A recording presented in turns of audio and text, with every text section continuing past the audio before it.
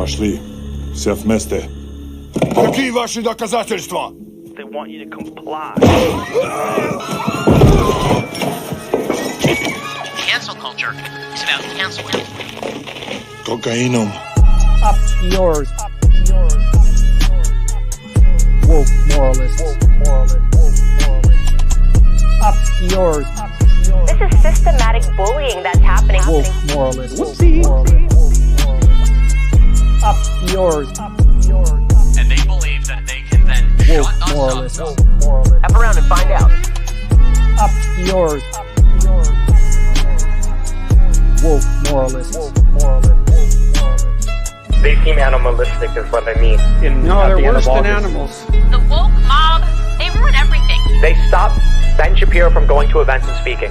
They stop Ann Coulter from doing it. I will never surrender even a single inch of ground to a pitchfork mob. You never cave to the mob. We will never bow to the mob. Ever. No matter what. Do you see the final expression of cancel culture in terrorist groups like Up yours. We'll see who cancels who.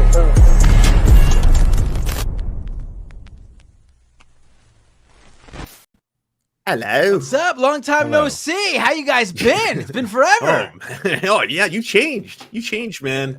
I feel like we should count the debate streams as the episode for that week, so that today, so we could have today. I like that idea. Yeah. Why are we doing back-to-back nights, 4 hours a piece? Why not? The last night was like to me. Last I make night's YouTube a special videos. event. I don't do live streams. That's why. Last night doesn't count. Last night's a special event. I do both. I suppose. Because I'd rather actually skip the debate and just do the normal show, honestly. I mean, yeah, fair. I That mean, was after terrible. watching That was what happened brain rot. last night, I don't know. yeah, that debate was not very good, and I feel like the viewership didn't necessarily warrant us doing a whole extra stream for it, so it wouldn't be out of the question. I don't know. It was still like 3,000. That's like a lot of people. Views were That's higher for the stream than our regular show is. So yeah, that's true. It's because we get the randos. You know that. Yeah, oh my god, right. the comments I saw today on under the live stream, like Republicans being like, "You guys don't know what you're talking about." It's like, oh Jesus. There was so many cuck calls, so many. I was had- like, okay, fine, we're cucks. Invent a new word. Like, goddamn. Yeah. I had conservatives on Twitter coming at me because I called out Jake Paul for after the debate. Jake Paul tweeted out how Vivek is trying to bring the youth vote out, and I said, I think my exact tweet was, "Jake Paul, you dumb shit. Vivek doesn't want to let 18 to 24-year-olds even vote." And all these Republicans jump in going, "That's not true, you liar. Community notes. He wants them to take a civics test before they can vote. He wants them to take a civics test." And I'm like, are you yeah. Why does he want them to take a civics test? So they don't take the civics test and then can't vote. Yeah, exactly. People are just dumb, man. I don't know. They're very dumb. I don't know how anybody can possibly watch that GOP debate and think, yeah, I want one of these people to lead the country. Like, what's wrong with your brain? Yeah. Even you the have moderator. to have a broken brain. Yeah, even the moderator, the blonde lady. What is her name? Dana something. Is it Dana Perino? Perino, yeah. She said that she wasn't very impressed by the candidates. They were all melting down afterwards because they had somebody there actually asking good questions about immigration and holding them accountable and bringing up their record. And Ann Coulter was like tweeting out, "Why is Anna Navarro here?" or something like something stupid like that.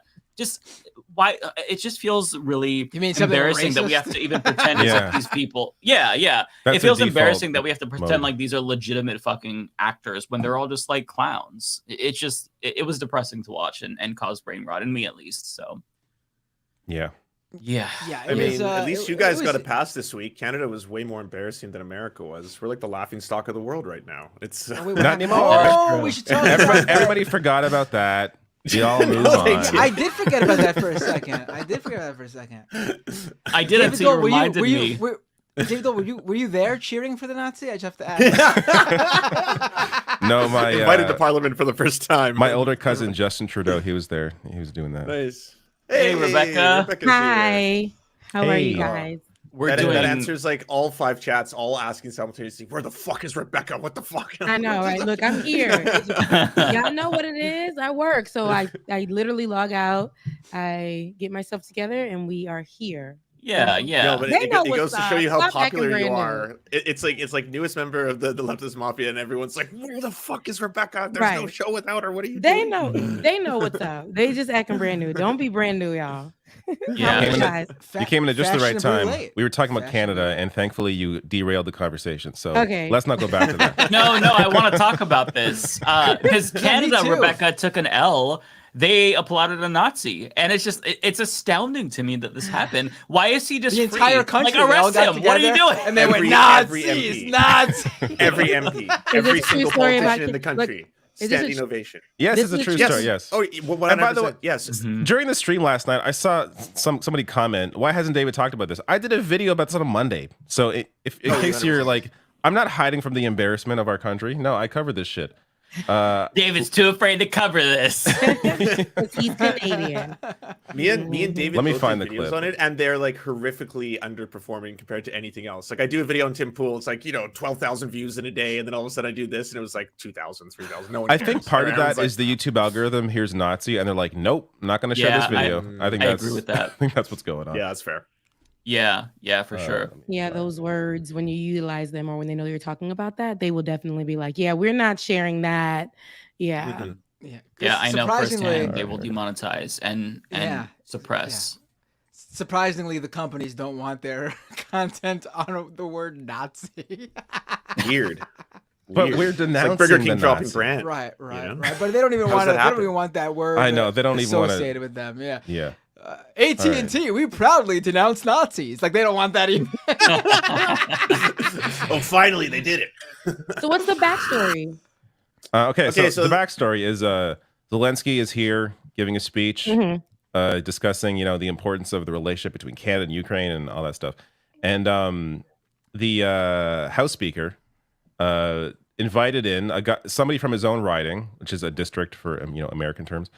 That is, I guess he somehow was brought to him because this is a guy who's an older, like he's like in his 90s. He's a war veteran, but he's from Ukraine and he fought against the Russians in World War II. And what does that mean? That means he fought with the Nazis. Okay. We should also be clear though that because one of the conversations, the defenses I've seen from people, which is ridiculous, and there's a lot, is that he was Ukrainian during World War II. What was he supposed to do? Well, Ukraine wasn't like the entirety of Ukraine was with the Nazis. Right. There were plenty of Ukrainians who fought against the Nazis too, alongside the Allies and the Soviets. It was not like, oh, what can you do? Like, they had a choice. This was a volunteer role as well. It wasn't like he was forced into it. This guy volunteered. Yeah, he wasn't conscripted. You got to be clear on that because that was another defense. Everyone was like, "Oh no, well, yeah, he was conscripted into the SS Waffen." It was like, no, he's a volunteer soldier for the SS. This is really bad. It doesn't really get worse. And these people who are applauding him are as if this is every single politician in the country. For the entirety of Parliament. Historic figure. It's all of Canada, all of Canadian politicians. At the time, the time they didn't know that this guy was a Nazi, but I don't know. Once you're told this guy fought again, I mean, it's here. It's in the clip. A standing ovation for a Ukrainian veteran of the Second World War who fought for Ukrainian independence against the Russians and continues to support the troops today. Was there a moment? Whoa, hold on. Press pause. Continues to support the troop. What troops? I hope they're talking about the Ukrainian army at the very least. Oh my God. The way he paused there, though, it's almost like, did he just realize in that moment what he was saying? What he said. This is the Russiaphobe brain though, and I'm someone who thinks, obviously I am in the war of Russia and Ukraine. Russia is the imperialist nation invading Ukraine. Illegal occupation, Russia illegally invasion. Russia's in the wrong. Their leader's a fascist. But if you think about it, Russia had no choice. America was egging them on. NATO was expanding. But let me get my point out. So I'm someone who's firmly in the fight against Russia is the right thing to do. Right. However, The Russia, I don't think the Russian people are responsible. They have anything to do with this. There's this Russia-phobicness, though, of people who just hear Russia or see Russians, and they're like, oh, they must be terrible. This is that mindset. They just heard someone fighting the Russians in a war. Oh, we're going to bring them here to applaud them without even thinking for a second. Oh, or vetting, Russia, or which they weren't Google. even. Come on, they the weren't even internet found Russia itself then. so fast. It was the Soviet Union. Yeah. No Russia then. The Soviets were our allies. We, along with the Soviets, defeated the Nazis. Mm-hmm. And really, it was the Soviets. A standing ovation for a Ukrainian veteran of the Second World War. Who fought the Ukrainian independence against the Russians and continues to support the troops Yeah, he today. definitely. He's like, That was a concern. maybe I shouldn't have invited Like, this guy. now, why would I say that? Who wrote this? And at his age of 98. 98. Invited by House Speaker Anthony Rota to witness Ukrainian President Volodymyr Zelensky's address to Parliament, Yaroslav Hunka is one of his constituents. He's a Ukrainian hero, a Canadian hero, and we thank him for all his service. That was the jubilant scene Friday. Now, new details have emerged about that war service MPs applauded. Hunka served in the 1st Galician Division, a voluntary unit commanded by the Nazis. The unit is complicit in the Holocaust. This Jewish human rights campaigner says there's no defending former soldiers like Hunka. You swore allegiance to Hitler, and you were involved with the massacre of civilians. So it doesn't matter if you try and claim that you were defending against communism, you were still involved with the Nazi war machine. The division's history is murky. Its volunteers united by a desire to take on the Soviet Union, says this academic. For them, the ultimate evil You have the was Curb Your Moscow Enthusiasm theme occupation. on the sound deck. Rhoda has now apologized and says he regrets ever inviting him. I recognize an individual in the gallery. I have subsequently become aware of more information which causes me to regret my decision to do so, he says in a statement. I accept full responsibility for my actions.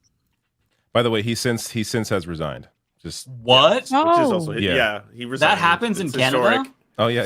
Yeah, the House, the Speaker of the Wait, House he stepped down. resigned for honoring him? He took responsibility for doing it. Yeah, and not vetting And it so he properly. The House Like- Speaker resigned, to be clear, not not not Justin Trudeau, not the from Prime that Minister. position. But like, Right. I mean, if anything, it really shows you how fucked this public education system is here. Because I know the American one does like World War II from America's perspective. We in Canada, I was in the public education system. You learned that Canada basically helped nearly win World War II, and without Canada, we couldn't have done it. So Canadian soldiers and I don't know about inventors that. invented the bouncing bomb. No, I know it's wild, but that's just like it's the foster nationalism, right? And so you don't learn about like I never learned until later in life the role that the USSR played in World War II. I didn't know that I had until to like do my that on late own 20s. accord. Like I didn't learn any of this shit. Oh, that was when. Oh, if it wasn't. Yeah, it's the Soviets were the first. That was the turning point, really, where the Nazis basically lost their first effort in expansion out there. And that See, was we the were told beginning it of the was. end for We them. were told it was the nuclear bomb. That's what did it. That's what ended. So the war. are you guys giving him the Wait, benefit of the doubt? like Hiroshima? Yeah, that's what ended the war. The war was over by then, pretty much. I know, except but that's what Japan I'm telling you. was That's what refusing that's to- what we're that's what That's what you guys thought. That's what ended World War II was the dropping of the bomb. Wow. Still, the opposition is asking how this could happen. The Prime Minister's Never learned office about says it wasn't Stalingrad. aware the Never learned Speaker about had that battle at invited all. Hunka, Wow. saying in a statement, no advance notice was provided to the Prime Minister's office, nor the Ukrainian delegation, about the invitation or the recognition. And JP, you've been trying to reach Yaroslav Hunka. Yeah, Ian, we've asked Yaroslav Hunka and his family to comment. There's been no response. He's defended, though, his war service in the past, calling it a fight for Ukrainian independence. Regardless, Russian propagandists have already pounced, using his presence in Parliament to malign Ukraine. That's the shitty and thing. Is that Canada's this support. is such a gift to Putin. Yeah, This is such that a was the Putin's biggest war effort. impact of You know, that, because like Zelensky was there, Zelensky was applauding, and now all the fucking made up nonsense of Putin being like, "We're trying to denazify this country." Yeah, I think that it is. gave him ammunition, Yeah. right? I think it looks Yeah. really That's- stupid for him too, because he definitely like. All right, you want to say these Canadians didn't know what they were thinking? I mean, okay, I guess it's still pretty stupid, but Zelensky 100% knew exactly what this guy was doing. Come on, if you know your Ukrainian history, if you're the president of Ukraine, I mean, he's come on. Jewish. He's He he's had not to know going in to that willingly moment. applaud a Nazi. I mean, So it probably just felt awkward for him to like everyone else is clapping and he would sit down and people would be like, "What's going on?" So he invited him, but he stepped down from that position. Somebody in the chat, the Speaker of the House did. It's but he like didn't if you ever step down watch from his like full British Parliament, it's the one who's always like order. Yeah. Except ours is boring. Yeah. Okay, so but he didn't step down from his full political position. That's what No. Uroboros Garden said. He didn't step down from. Okay, so but are you guys giving him the benefit of the doubt because you guys weren't aware either of his? I'm not giving anyone. I don't think he knew. I mean, this is it doesn't mean he should have stayed in his highest order. Yeah, I mean, he should have known. I don't think he knew, but he should have. Yeah. If a person hears the individual fought against Russia or the Soviets in World War II, moment he knew, then that means they had to have been aligned with the Nazis. Yeah, there's no absolutely. other there's no other way around. The way I think he thought about this is he's just equating it to today. It's like, oh, just like today, Ukraine's fighting against Russians. Just this guy was doing it back then, and like that's the extent of the thinking, without realizing the larger context. Now Russia did obviously invade the region. It was part of the pact they had with the Nazi Germany before World War II started, because the West wouldn't help out. It's the Soviets. They asked France and Britain first. They refused. Right, and they wanted a non-aggression pact with them first. Yeah. Right, and so the USSR was forced to. Not that makes it good or okay. Put this right. Well, but this was before World War II as well. So both sides basically invade the region. Germany from the west, Russia from the Soviets from the east. Now, if you were to say this guy fought then, I mean, it gets a little bit more murky. Okay, you don't know. This is before World War II. Okay, they're just fighting. But in World War II, as part of the SS, the voluntary Ukrainian SS, there's no excuse. Yeah. And there's several like mass atrocities, civilian atrocities that are associated with the division that he was in. So it's there's no denying the involvement. Yeah, he's guilty. Side note, a couple of weeks ago, I made some correct comments when we were watching a video about Mitch McConnell that some people took issue with, that people felt were a little bit cold. What, weeks ago? A couple of weeks. When he was on 2%? I don't remember what I did yesterday or this morning. What happened? Well, when Mitch McConnell froze, I made comments that people felt were a little bit insensitive, although they were absolutely correct, and I unequivocally stand by them. Ask yourselves this: if you took issue with that, I'm a little bit butthurt by this. If you took issue with that, if somebody ran up to that Nazi who's 98 years old and just uppercutted him, would you feel sympathy? Because if the answer is no, then you agree with me. I thought my stance that public apology. I thought this was about to be like a PR public apology type situation. Yeah, that's what I thought you were ramping up to. I thought you were going to pull out a ukulele. But I'm doubling down, baby. Old people dying is not that bad. We want him to die, right? Monetize every single podcast we do. Can we? I Can we be high for a little bit? I think he should be extradited to Poland, like Poland is looking. That's what they're trying to do. The Polish MP is trying to do right now. Yeah. Which unfortunately, that Polish MP is apparently a massive racist piece of shit. That's what I learned on Twitter as soon as I posted that news article from Polish people, Polish lefties. But they're like, this is a rare win for a huge racist piece of shit trying to extradite your Nazi from Canada. I mean, we should be clear too how this Nazi got into Canada. He definitely showed up and said, "I was in the SS," and they were just, welcome to Canada. Here's your maple syrup. Enjoy your stay. He was clearly allowed into the country, like so many Nazis were allowed into North America as a whole, ananyway. Or brought South in America. Operation Paperclip. They had a lot of technology and know-how. Yeah. So I mean. Even the U.S. and Canada have a lot of introspection. Canada. It's frustrating to me to watch that video because it's like you have him, he's right there. What are you doing? Arrest him, beat his ass. He's an actual World War II Nazi. Okay. Now, you know what I mean?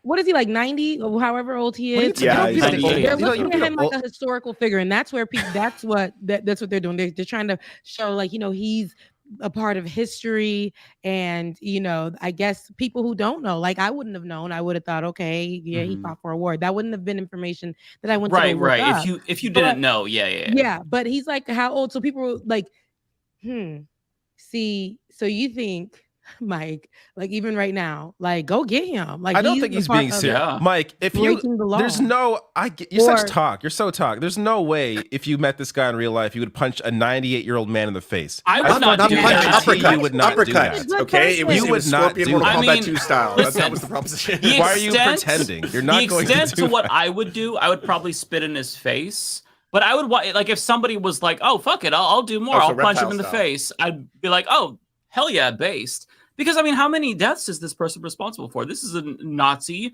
The fact that he is breathing is offensive to me. So once you find out, that's when I feel like, man, just go fucking pound him.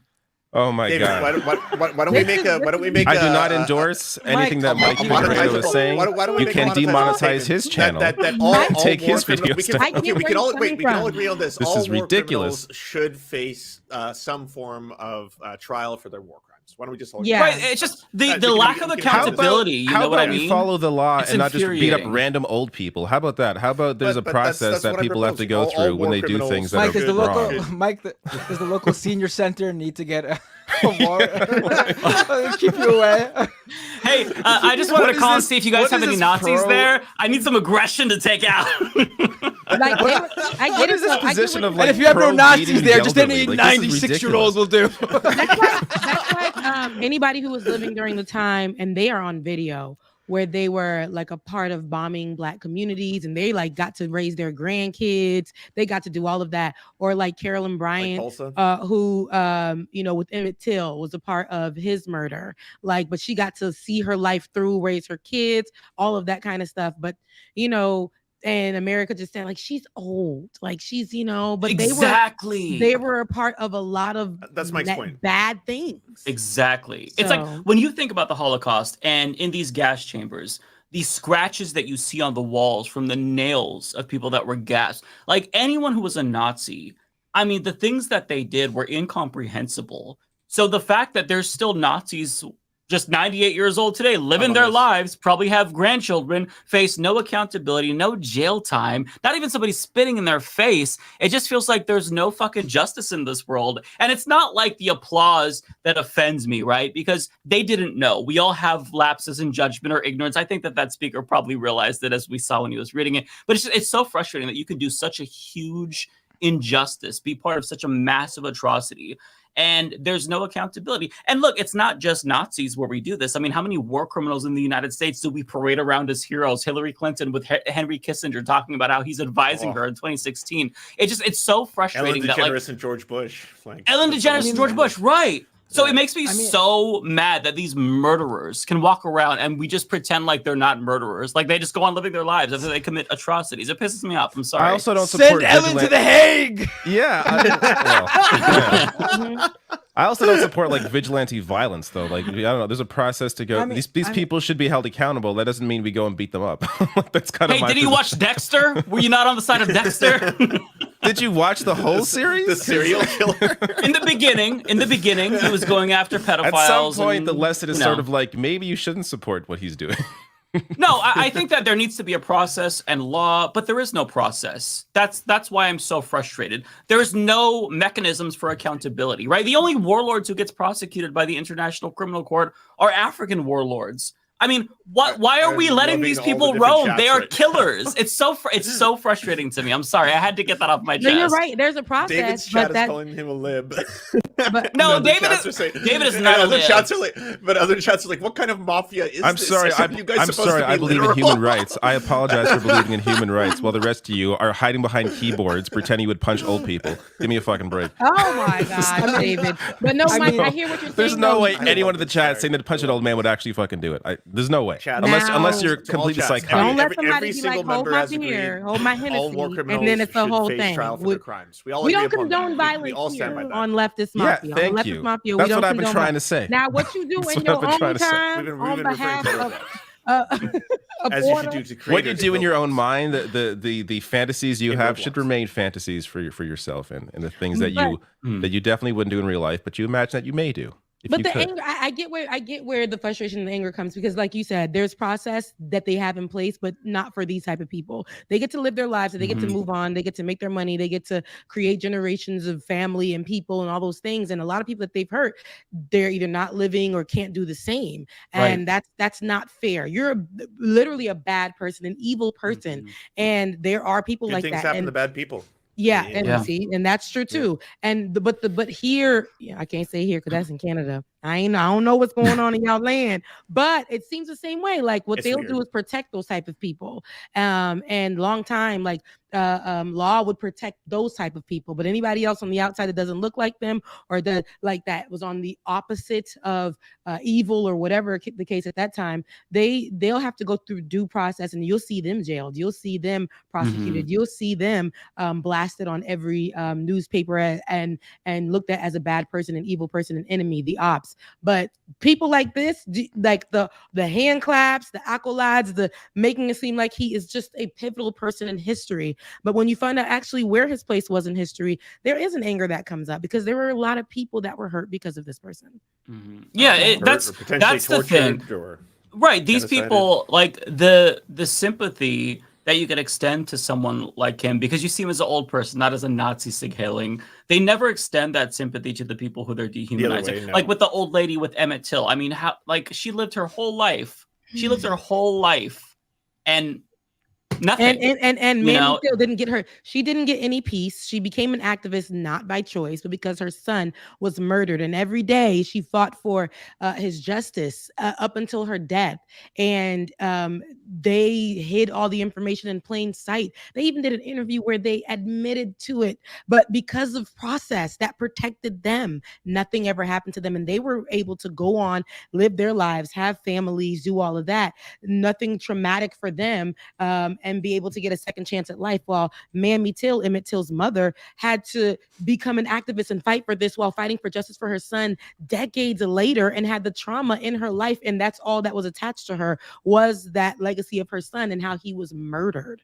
So yeah, the injustice is just so frustrating. You know what I mean? Just to see that he got that applause. It's like, yeah, exactly. It's like, man, this dude, even if that, applause was denounced and repudiated, for a second he felt like a hero. He was, I'm getting applause. It's like, God damn, I bet he's regretting it now, though. I feel like now that Poland's on his ass, you could have had no profile. Now people know his history. The rest of his days I don't know. I think once you're that age, there's not anything you really regret, to be honest. Really? I mean, I don't know. I mean, do you not regret anything at your age? People are I feel like you got to be a little stressed at this point. 96 years old. There's, you know what? If you're a Nazi at 98, if you didn't spend like the last 50 years of your life trying to fight Nazism and explain how terrible this ideology is, I don't think you're sorry, right? Like to think maybe I don't think he's sorry. No, I don't think he's sorry. Don't mistake. Regret, No. I think he regrets that he was there, and now there's all this attention on him, right, and that he maybe brought to Poland. I think that's what he's afraid that makes of. sense. I don't think he regrets what he did or what he was a part of. He said, now there's a quote from him saying that it was the best years of his life when he was with his division. God. So, no, this guy's terrible. He's a terrible person. Yeah. God, it just, I won't say anything else, but. What else happened? Oh, did y'all see about Jordan Peterson's university that he launched today? Did you watch it? I did. Yeah. I did not see this. If you haven't, it's only 2 minutes, David. We should watch it. We got to watch it. Okay. It's got very scary music. It's got epicness. I'm guessing it's on his crazy ass Twitter page. Should I enroll or? Well, I would like to. You can. Hey, by the way, Mike, we can enroll right now as teachers if we want. Yeah. So there's a sign up. There's a sign up page for teachers. So it's an online university from. This guy tweets so much. Where's this post? Oh my God. Oh, just go on YouTube. Just go to YouTube. They posted the trailer on his YouTube channel. Okay, the official Jordan P. Peterson YouTube. Jordan Peterson tweets like I'm not even like every 5 minutes. I know he's so prolific. Insane. Yeah. Same as Trump. I was trying to find like a truth from him today for a video I'm working on, and it was like 5 days back, and I was just scrolling and scrolling and scrolling. Let's discuss what we're doing. It was never ending. Let's discuss what we're doing with Peterson. Is this it? Okay, you gotta leave this one, or if you don't want to watch the first half, you gotta watch the last half if you're not gonna watch. But it's pretty entertaining. I'll grant it that, because it's really funny what they're setting up here as a scam. Okay. Let's discuss what we're doing with Peterson Academy. We thought, what if we could make getting a degree 95% less expensive? Because that's a pretty funny target. It's like, we're going to undercut you by 95% and offer a better quality experience along the way. Why wouldn't it be good to provide everybody, at least in principle, with access to the best lecturers? You might think, why should you be generally educated? Because otherwise you're going to be a useless, resentful, bitter, pointless, counterproductive lump. And that's not a good strategy. So that's why you think. You think so that your stupid thoughts can die instead of you. If you get to the upper echelons of any hierarchy, you'll start encountering people who know a lot about almost everything. And so if you're stupid and you don't know anything about anything, they're just going to look at you and listen to you for like 2 seconds and think, well, I don't know where this clunk came from, but you know, he's not come along for the ride. You need to be enculturated so that you can play with sophisticated people and you can play a sophisticated and productive game, but also so that you've informed yourself with the greatest ideas of history so that whatever problem you're tackling, you're going to have tools to tackle it with. Once we get it well developed, you'll be able to take all these courses, and then, you know, you won't be a complete embarrassment to yourself. I didn't enjoy my university experience. The professor wasn't interesting. I was like, I'm pretty sure what they just said wasn't true. I got a psychology professor tell me rats weren't social creatures because they lived in cages. Literally that happened. Like, what? I'm not traveling 40 minutes to go to this class. And I think it's cruel that people are told they have to go to university, they have to spend $200,000 to get a degree so they can get a job. Otherwise they're screwed. It's just a scam, but it bothers me that people are being scammed to learn to not believe in themselves, assume that they can't fix their problems, and then hate their country, basically. It would be funny if we could blow apart the university system a little bit because it's broken because of what it did to you. Didn't Barry Weiss already do this? Out of your job, basically. Oh, right. You'll be damn fortunate if we can provide you with a list of people who've graduated, and if you had any sense, you'll employ them preferentially because we did the rigorous screening work. I know how to do the rigorous screening work because I studied that for like 25 years. A degree from our university will signify high-level conscientiousness and general cognitive ability, and those are very valuable for any employer with a clue. So I think we can just skip the accreditation process and go back to the employers. We are planning a soft launch in November, and we might be able to change the education system. That's funny. It's weird. Up yours, woke moralists. We'll see who cancels who. Exactly. Oh my God. That kind of fun. Hey, he's stealing from the leftist mafia. I feel like I just watched a trailer for like the next Batman film, and that was like the villain, and they were it's just the music, Christopher Nolan music in the back. Like, what the fuck is going on? He was really feeling it though. His eyes were watering, his skin was red. He was just into it. He believes this like to his soul, or he's really high. Oh, he was so excited. Either way, He was so excited. so weird. And you get nothing from it. It's like you have to hope that whoever hires you or whoever you're applying to likes Jordan Peterson. Apparently, I guess that's. So this that's is an the online No one school. will hire you based on seeing that on a resume. If anything, you will never get an interview. Like, I attended online Jordan Peterson University, not accredited. So this is an online school. The Daily and Wire Jordan might hire you. Peterson is what's his role? I never heard of this man. I've seen him. He's going to be retweet. so he's going to be one of the teachers. He's got a team of other teachers, like you saw Brett Weinstein. He's one of the people who said ivermectin cures polio or some shit like that. And then basically they're going to be doing this course where like the whole point of spending $100,000 or $200,000, that's kind of what you pay to go to medical school, right? Like that's a very expensive university experience, is to become a doctor or a nurse or to have accreditation that a job will hire you, right? And so their thing is like, why spend that when you can spend 95% cheaper here doing my online course, and then employers will have to hire you because if they don't, they're idiots. That's the whole pitch. And we're talking about the medical field, like I don't know what field. I don't know what field specifically this is not he's medical. going to be. Like, yeah, no, I think it's just more university. philosophy. It's a fake university where you get no actual accreditation. Like you get nothing from it. It's just a certificate. You get you get to say, hey, Jordan Peterson taught me something, and then you hope the person hiring likes Jordan Peterson. If you actually even interact with Jordan Peterson at all, which you probably won't. Course. So the girl's supposed to be giving her testimonial. You watch his YouTube videos. That's the and it wasn't giving. That's Rebecca. That's his daughter, and so she's really well known for going on an all-meat diet and then forcing him to go on it. And so all they eat apparently is meat and salt now, and they believe that it actually makes you healthier. And isn't that when he was sent to Russia because he was going crazy, and he had to? That was because he was addicted to benzos, and then he didn't want to have to go through withdrawal, and so she had some relationship with Andrew Tate at the time too. With who? Seriously? I didn't know Andrew this. The Andrew Tate, yeah. Yeah. Wow. I mean, I'm much not less. up to date on the This is why lore. you shouldn't go to the school. The people are not trained. They're not stable. Not only that this is a fake school, but just look at who the leaders will be. Like, yeah, I know. He's sitting there talking to his daughter, and you would think it's an actual testimonial that makes sense. So she's like, I went to a school and they were saying that rats on, what are they, social creatures, whatever Not the social hell. creatures. And she's like, why would I go there? Because they said that. I'm not paying for this. So you're going to go to a school where there's really no credible teachers, or you don't even know how you're being taught, but they're telling you come here as they sit in their $1 million home or whatever they did, whatever, and they take your money and they laugh at you and they eat salt and good steak all day. Come on, let's be. I feel like this is just the Barry Weiss thing. She did the same thing, and has anything come out of that? Are there people Isn't it going? masterclass? I thought it was just a masterclass ripoff. Like they're not actually going to be teaching you live streams. It's just they're going to make a bunch of videos and then you just buy the access to those videos. Is that all this is? No, I think Barry Weiss was supposed to actually have a physical. I don't know about Jordan Peterson. Like a Trump U. Yeah, I think that's going to be Jordan Peterson. That's my guess. Pretty sure. Yeah.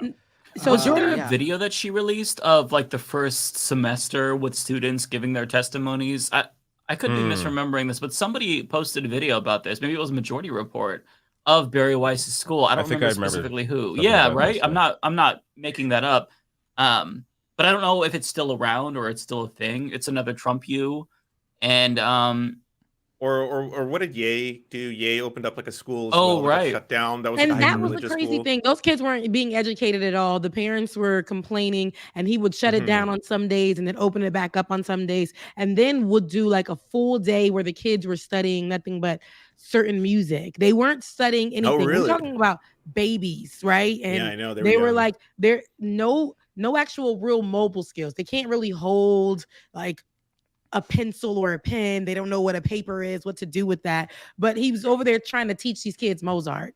Kids is hungry. They want a nap. Like, what are we doing here? And then, parents, when he shut down the school he would shut it down and not tell the teachers. And when he did that, a lot of the teachers or the parents were complaining because they confided in Kanye and they gave their money to him for their kids. Wasn't it also getting like hyper religious too, or something like that? And then he was forcing them to do, like, now Matt, because he considers himself to be Christian. He's culty to me. I've said this already. Yeah. And so it's almost like indoctrinating, if I might say so myself, like indoctrinating the kids. And these parents who may or may have not been Christian were just going off of Kanye saying, it's Kanye, enroll your kids into the school. They're willing to just put their kids' life on the front lines of somebody who they don't even, just because it's Kanye. Because they say, hey, he's successful. I guess he must know the secrets. Like that's kind of the thinking, he is right? Like, crazy. Yeah, he was successful, but that's the point I was trying to make. So this Jordan Peterson school reminds me of how during the pandemic, especially, I mean, we've seen this before. We see it online a lot. A lot of people will be famous for doing something and good at it. And during the pandemic, especially, people would be in a job and be good at it for like a year and be well known for that. And then walk around here giving you tips. They only had experience for a year. Walk around giving you tips and then start selling that in like a packet or a course. Yeah. And they'll do that. They'll sell that to you. Meanwhile, you actually have way more experience than that person, but they're telling you how you can do this within 6 months, 6 weeks, 3 weeks. And that's not reality. And they only had 1 year of experience in that job. Quit it. And they're taking all of your money for these courses where they're really not giving a damn to really teach you much. And the job is just learn how to screw people out of money, like take their money. Yeah, pretty much. Yeah, I hate that's kind of like this weird. It's a culture that capitalism creates, right? Like I've seen, like when I first started getting panic attacks, like over 10 years ago, I went to YouTube to see other solutions, and like probably I found 6 or 7 people that were like, yeah, and they give this big pitch about how they had panic attacks and then they overcame it, and it's like, I'll tell you how, and then when they get to that point, it's like, if you subscribe for $25.99 a month, and it's like, so are you serious? Why would you not just offer it for free if you know how bad it is? And also on top of that, like whenever I needed dieting advice, somebody, I used to weigh this much and now I weigh this much. Buy my book on how to lose. I'm like, oh my God. Like everything that you do has to be turned into this commodified venture, right? Hey, I'll teach you the 5 steps. Like, Mike, for all you know, the cure to their anxiety was to sell people on their cure. That's true. Why are you denying them the cure? Mike eventually found the cure, and it was punching old people, and now he's doing it perfectly fine. Sorry, relieve stress. Not too much on Mike and punching old people. He has his reasons. And you could also find out how to cure your anxiety by buying Mike's new book, How to Punch a 96-year-old. And these are 5 steps that you don't want to miss. 5 steps Mike will teach you about how to attack an old person who has an evil, historically evil past. $99.99. Yep. Expensive. Step number 1, class 1, how to choose your target. Nazis, racists, homophobes, transphobes. Push a David Dole out of the way as he tries to stop you. And then the David Dole response course. Why we should pursue the rule of law and stop the mics of the world from Dole. punching old people. How to be responsible and still call out Nazis. Exactly. Yeah. We can all commodify whatever bullshit we're selling, right? I did find the Barry Weiss video, the update. Apparently she held a 2-week summer camp or something. 2 weeks. Okay. It was a summer but camp. it was supposed to be a university, but I guess this is showing, hey, look, we're doing things. Princeton, Harvard, University of Chicago, this is what I was Brown, thinking of. Claremont, McKenna. These schools are all represented here. UATX really did a wonderful job of bringing all different types of people together, of different backgrounds, different viewpoints. I love the inspirational music. Sitting around the table, one student who had been on the Trump campaign and another student who'd been in the Black Lives Matter protests. It was a civil discussion in which we listened to the people on the other side of the table. The environment that UATX has is so open and welcoming. That liberal value is the core of our institution. You treat everyone with respect. Even though we might have disagreeing viewpoints, our ultimate goal is always the North Star, which is free inquiry, success, and Can you human pause there flourishing. for a second, David? We're going to see someone that's like, we had a homophobe and a gay person, and there was no slurs used. Yeah, I know. That's what it sounded like. To me, what it sounds like, slurs were used, but it was okay because it's open speech here. You're allowed to say whatever you want. Like and they had disagreements. He called me an F slur, but we still were able to find common ground. Yeah, that's what this sounds like to me. An institution that's willing to take intellectual risk, you'll attract the intellectual risk takers. And those, of course, are the intellectual innovators. The past week with This is so UATX pretentious, and the too. Forbidden I Courses very much program has been a really refreshing break from the normal atmosphere on a university campus. It was even more engaging and interesting than I could have expected. Yes, it's not as diverse as they're making it out to be. I'll say that. Academic experience like this before. I truly feel like I've learned more. There are white people with blonde hair, white people with red hair, white people with brown hair. It's Blue very eyes, diverse. green eyes, blue Yeah. eyes. The whole week I had to really focus on being intellectually honest to myself. There is an alternative path. There is a way that you can get to your goal without having to conform. Conformity is easy. Orthodoxy is easy. But nobody wants to actually live that boring, They look like dull life. she looks like So Get many Out. She people needs to get have out. expressed discontent with the way universities are now run, but not many people have come forward with a solution. Look at them, If guys. there's They look like genuine they're under competition, a guess what? You train. have to respond to that competition. In a sense, a university is just looks like Hogwarts. Pipe dream. The minute you That's catch catchy. it, it's real. Okay, God, it's just so. They look like they're not mentally there. Everybody looks like they're spaced out. I'm gonna be honest. There's majority white, of course. I would expect that, but yeah, they had to make sure they get a couple marginalized looking people to balance it out. But this in the music they were playing, it's giving me like a trailer for a good movie coming out, but we're not getting anything from this. It's Or like a documentary, right? Like on a biopic or something. That was what I was getting from it. They were, but they those people look like they are on the Kool-Aid. Everybody don't look right. They're not brushing their hair. They not. Some of them, their eyes is real low. They don't have time for that. They're having too many debates. Okay, there's a It looks like there's a in gun their eyes. attached to somebody's back, right? And like people's legs is tied to the chair, but we can't see because it's head to chest. Okay, it's looking a little. It's looking. Somebody needs to go investigate. Okay, because it's There's apparently a connection as well to Clarence Thomas. Interestingly, Really? Of course. Oh yeah. So this is posted by Majority Report. This is from back in May. Barry Weiss's University of Austin's Forbidden Courses website shows that the campus is at Old Parkland, which is trademarked by Crow Holdings, like Harlan Crow, again. the Clarence Thomas guy. So that's the guy with the Nazi interesting. garden, right? That Clarence Thomas liked to visit. Yeah, Oh, like right, Nazi yeah. dolls and Yes. stuff. Yeah. Yeah. Of Which course, is his so connections to wild. some wealthy, weird people. I love Delimey's joke about that, where she was like, you know, like that they had a bunch of Nazi memorabilia around them, and they're saying that it's like you got to learn about history. Like, I'm scared of dolls. You know what I don't keep around me? A bunch of fucking dolls. Yeah. Like, why would you surround yourself with Nazi memorabilia? Yeah, it's a little bit sus, just a little bit.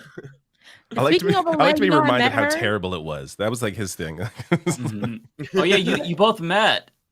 I met her this past weekend. Was it this past? I weekend? learned you're 6'3" apparently. Right, I'm like 10 foot tall compared to her. But yeah, I met her finally in person. You know, in the space, especially during the pandemic, a lot of work has happened online, digitally. So you don't really get to meet anybody, but you do form a good bond. And she's one of the people that I did form a really close bond with. And finally, we met each other. And it was really nice. It was really It was sweet. so sweet and wholesome. Like I had a big smile on my face when you could just see her. She was like all giddy, and I then know. she saw you on the camera, and you both like. It was just so sweet. I really liked seeing that. Right. I was like, where is she? I was texting and she was just like, I'm walking up, and I didn't see her. Well, I'm walking up. I didn't see her. I'm like, here she go on Caribbean people time. That's late.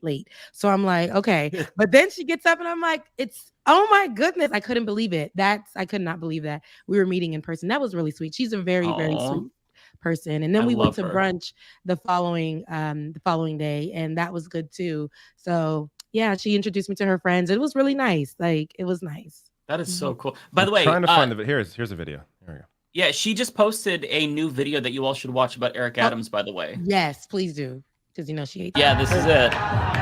So cute.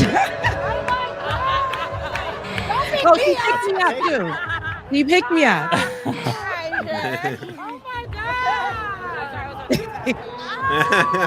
Oh, the double hug.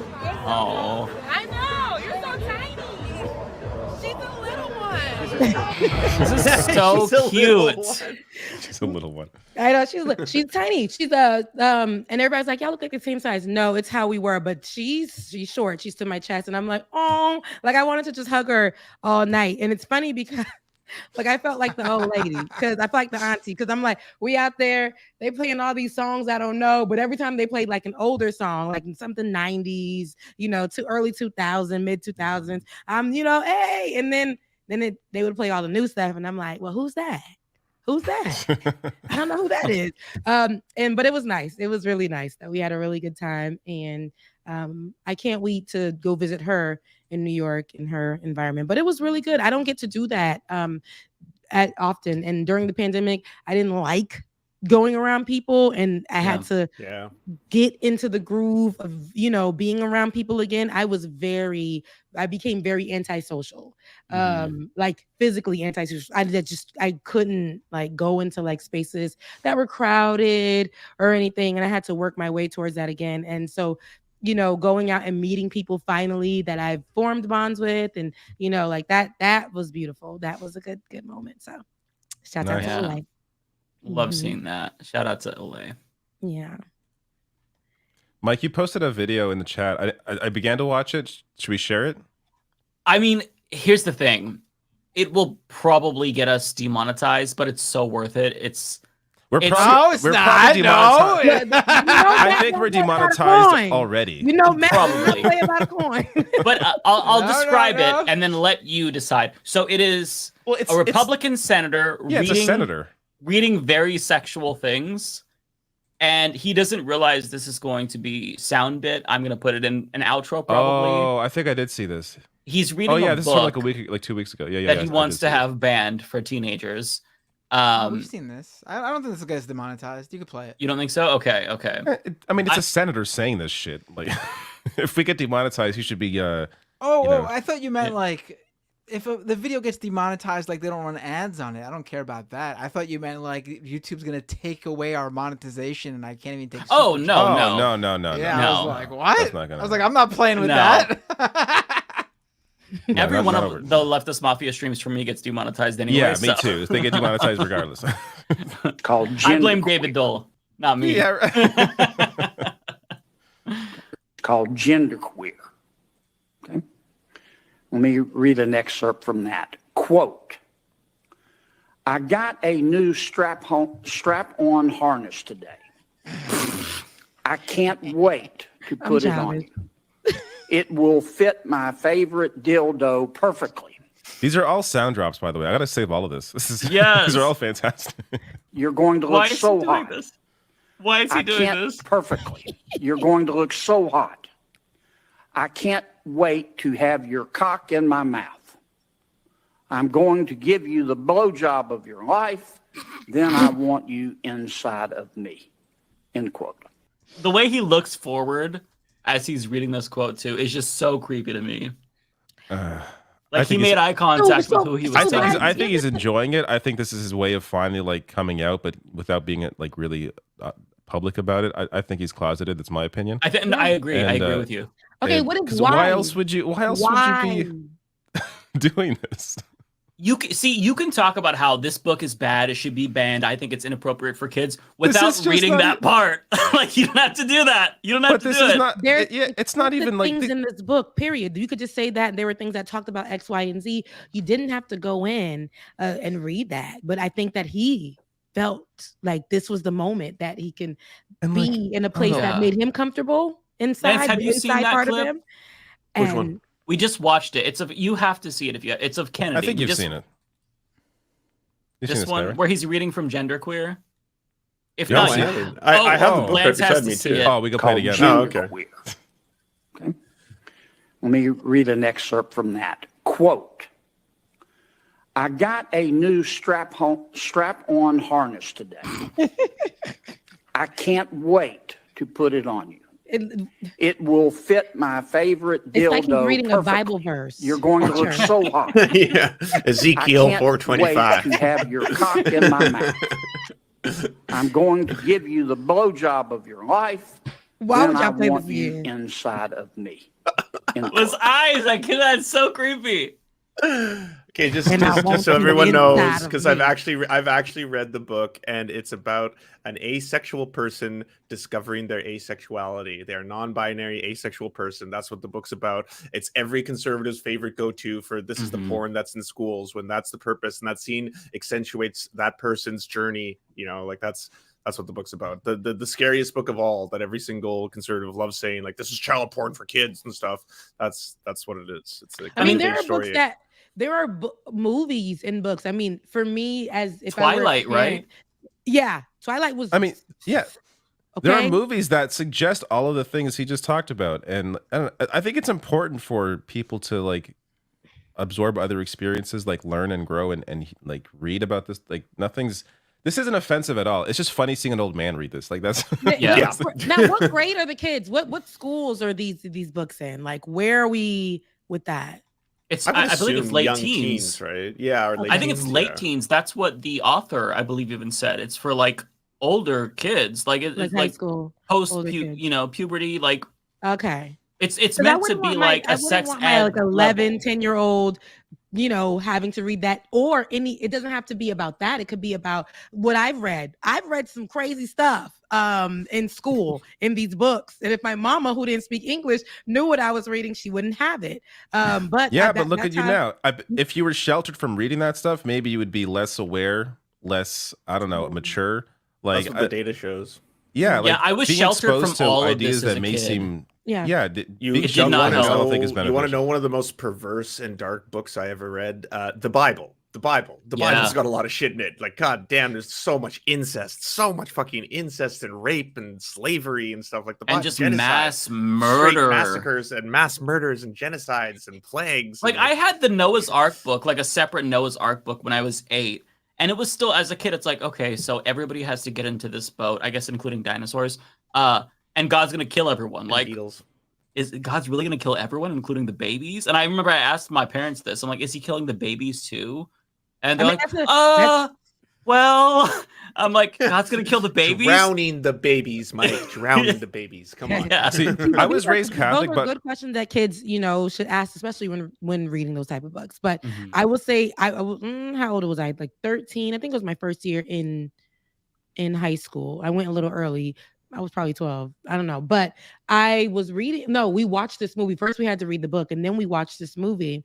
And I'm raised Christian, and also as a female, a girl in a Haitian household, we call it l'école, la caille, l'église. That means you go home, school, and church. You don't do anything else. You're kind of on like this lockdown because they don't want you to like get involved, pregnant, or they just in their mind. My mama had her first baby at 16. It's crazy. Grandmother, first baby at 16. It never works. It never works. Crazy. But that's how a lot of Haitian girls, they're like literally like taken in, and they're supposed to be made to like cook and that's, created to do like girl things, womanly things. And I didn't care about that kind of stuff. But in school, they had showed us this movie and it was like a Romeo and Juliet type of thing. The book was a little strange to me, but the teacher made us write about the sex portion, but not in a way, but like what we thought about it, what it made us feel like, were we uncomfortable? She let us write it out. And then when in the movie, when we had to watch it, I'm like, I don't know. Are we supposed to be watching this? Like, but we didn't get any consent forms to go home or anything. We just watched it.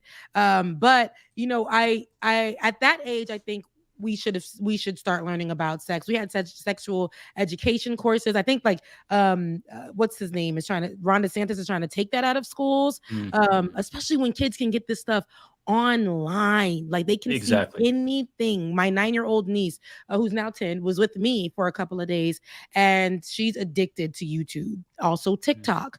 And she was swiping through, and I saw a lot of things. I said, girl, now what we looking at? Then I had my nephew, who was about 8 years old. He was looking through, and it was ladies in lingerie. You can't. This is all over TikTok. He's on TikTok, and that's all over his TikTok page. So he's been watching that and looking at that. So I had to have a talk with him about that too. But like kids are gonna, especially now, kids have access to even if the schools are going to try to take them out by books or whatever, it's everywhere. So I think parents should have the conversation. And if you don't want your kid learning that in school, take them out of school, put them in somewhere else. There are other ways. The homeschool, do whatever you need to do. But don't homeschool your kids. I was homeschooled. It was a disaster. Oh, you were homeschooled. You were homeschooled? It was a disaster. Your whole life? No. Like you never went to middle school on, I was homeschooled because Okay. I got into trouble. I was nearly expelled. So, and my parents were very religious. And my parents decided to take me out and homeschool me. And both of my parents did not have the qualifications to do that. Neither of them graduated high school. They tried. I was also very rebellious in the sense that I refused to do any of the work. I just wanted to play video games. So when I started college, I was very far behind. Very far behind. How do you qualify for college with being homeschooled? How does that work?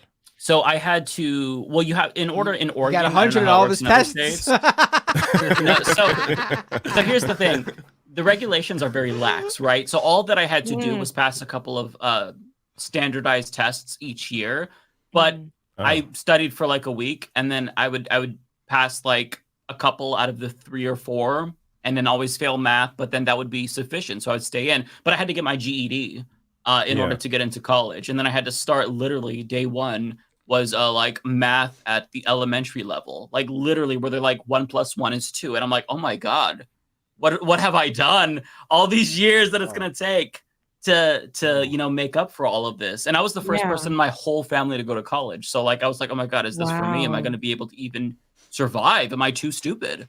I'm very, very like against homeschool. Yeah, just from personal experience. No, I love my parents. They tried really hard, but I mean, you can't guarantee that structure in the household like you can at school. So that's kind of my whole. That's a rough combo right there. I'm the first in my family to graduate from college. Also, I was homeschooled. Oh no. Right. Yeah, man. I got a very, very delayed start in life. So yeah. But speaking and was of, sheltered, no sexual things. So I had to learn a lot of that from the internet. So my view of human sexuality and stuff was very warped, you know. So no, same. Well, like knowing my mom, and you know, shout out to my mom, I love you, mean it. She ain't watching this, she wouldn't understand a word. But and my grandmother, you know, same thing. Like the women in my family, a lot of them had children early. And which isn't a bad thing, but because of their circumstance, everybody's from Haiti. And so, you know, that was circumstantial. So when they came here, for them, a lot of Haitian American kids, especially girls growing up, they try to instill into us how to raise Haitian girls, but then at the same time shelter us so that we didn't do what they did.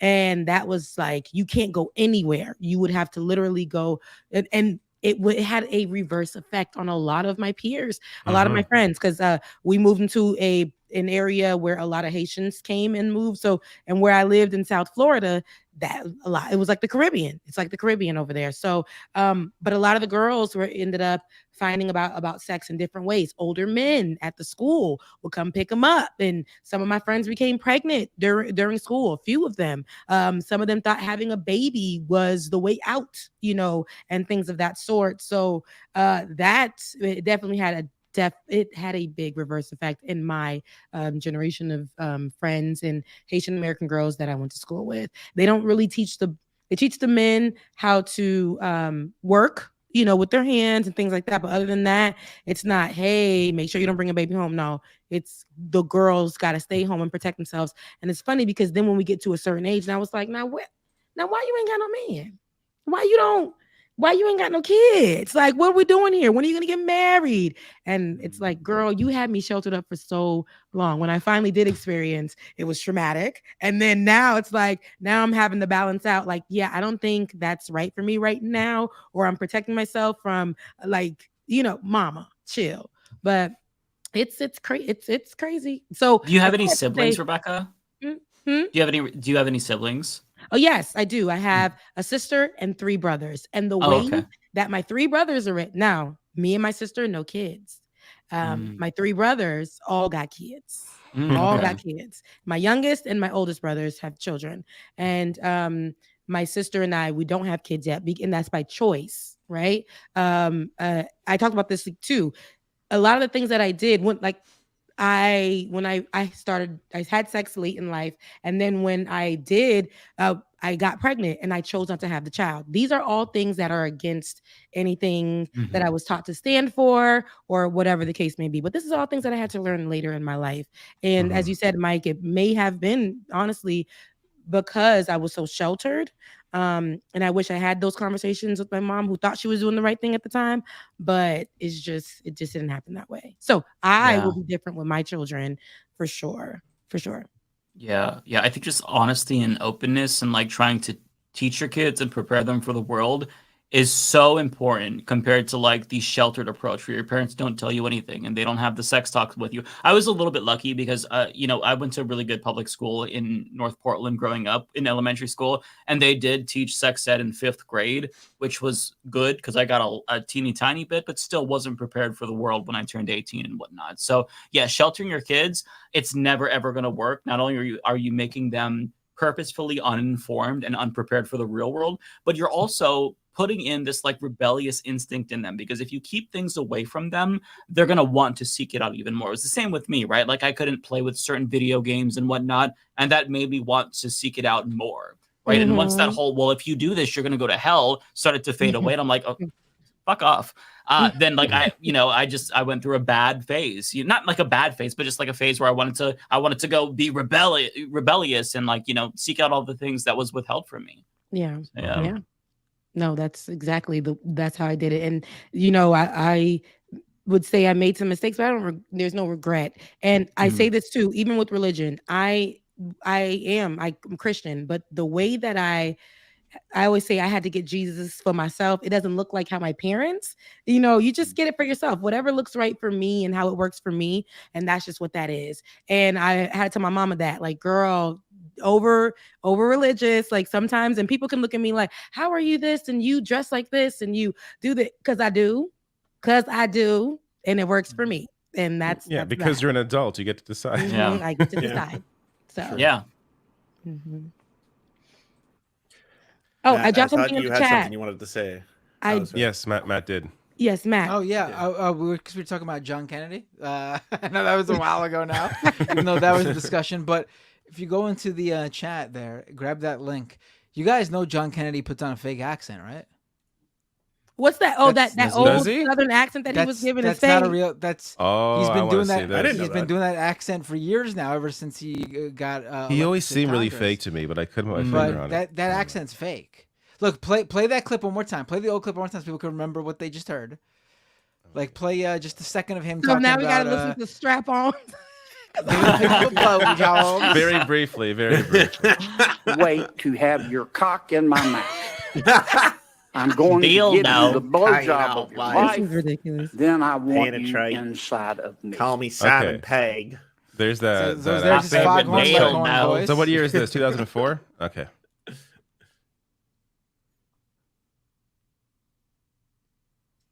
You gotta switch, David. What? You gotta switch Oh shit! the. I was listening to. So it. he's putting on It sounds. the racist. It this is sounds racist similar to accent. me. Wow, he looks exactly the same. Course of action. almost You like- can do it all over again. John Kennedy, you have 30 seconds. Well, to answer your question, I think clearly He does not sound the same we at sent all. in enough troops to win the war. We No, emphasized he's giving technology, racist white. but we didn't send in enough big white troops initially to home restore in the the middle of some country. southern. He's still got the accent. He got It- the accent. It's not I as think pronounced. I think maybe. the older he got, the more he let himself Yeah. go. And Get into the back- southern drawl. I think he's playing it up, but I doing think he a still fake has it. accent. I need to hear him say Our deal problem now was, to not having decide. an exit When he strategy. says words that start with W. Strike. Yogi pound. Berra used to say, if you don't know where you're going when you get there, you'll be lost. We did not have an exit strategy. What we need to do. Oh, that strategy. That was a little. That No, one. he That has the was same accent. No, he has the But same accent. the The people of older he Iraq got, he choose their became. leadership, write their own constitution. We went to Iraq to make those folks free, not to make them Americans. That would be a victory for America, in my opinion. Arthur Morrell. I hear different. I think he I plays hear it up, different. but I still hear it there. I'm not saying there's no accent at all. The guy's from Louisiana, but he's definitely not the foghorn leghorn. Oh, he's from. I'm yeah, a he good old has boy the- from down Well, south. Yeah, Isn't no. he? Didn't he go to like Harvard or something? Like he's this guy. He, like Yeah, he's. They said that. Yeah, He he's like might be- elitist. Like, Yeah. but he plays this like every man. Like, yeah. Yeah. All right, I guess other no one people else do heard that it. too. Maybe it's just my ears. It's It's just ears. I think he's emphasizing it more now than he did back then. No, he's letting it go now. Yeah, He's yeah, Like he's that's not fair. allowing it to just Mhm. come on out and be that racist. That's that good racist white. Just what you doing around here, boy? Like every W has the H in the beginning, and so you're like, yeah, he's being himself now. You know, when they get old, they like to let it all go. Let it all hang out. Mm-hmm. And Rebecca, It's you the shared this clip. I shared this clip of Jasmine Crockett, who has been going viral. This is her second week going viral for the things that she's saying on the floor.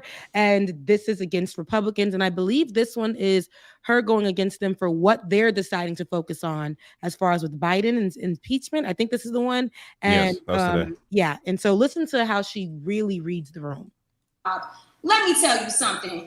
I don't want to talk about what y'all want to act like is some big mystery because we keep sitting here and Professor Gerhardt, just to be clear, as my colleagues have even tried to provide evidence, which they're not the ones to provide evidence, have you ever heard them say if since we've been sitting here for I don't know how long? Yes, I've been taking a tally.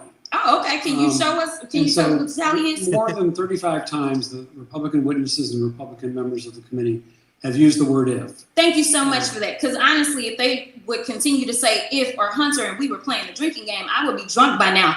Tell you something that was so disturbing as I walked in to this chamber today.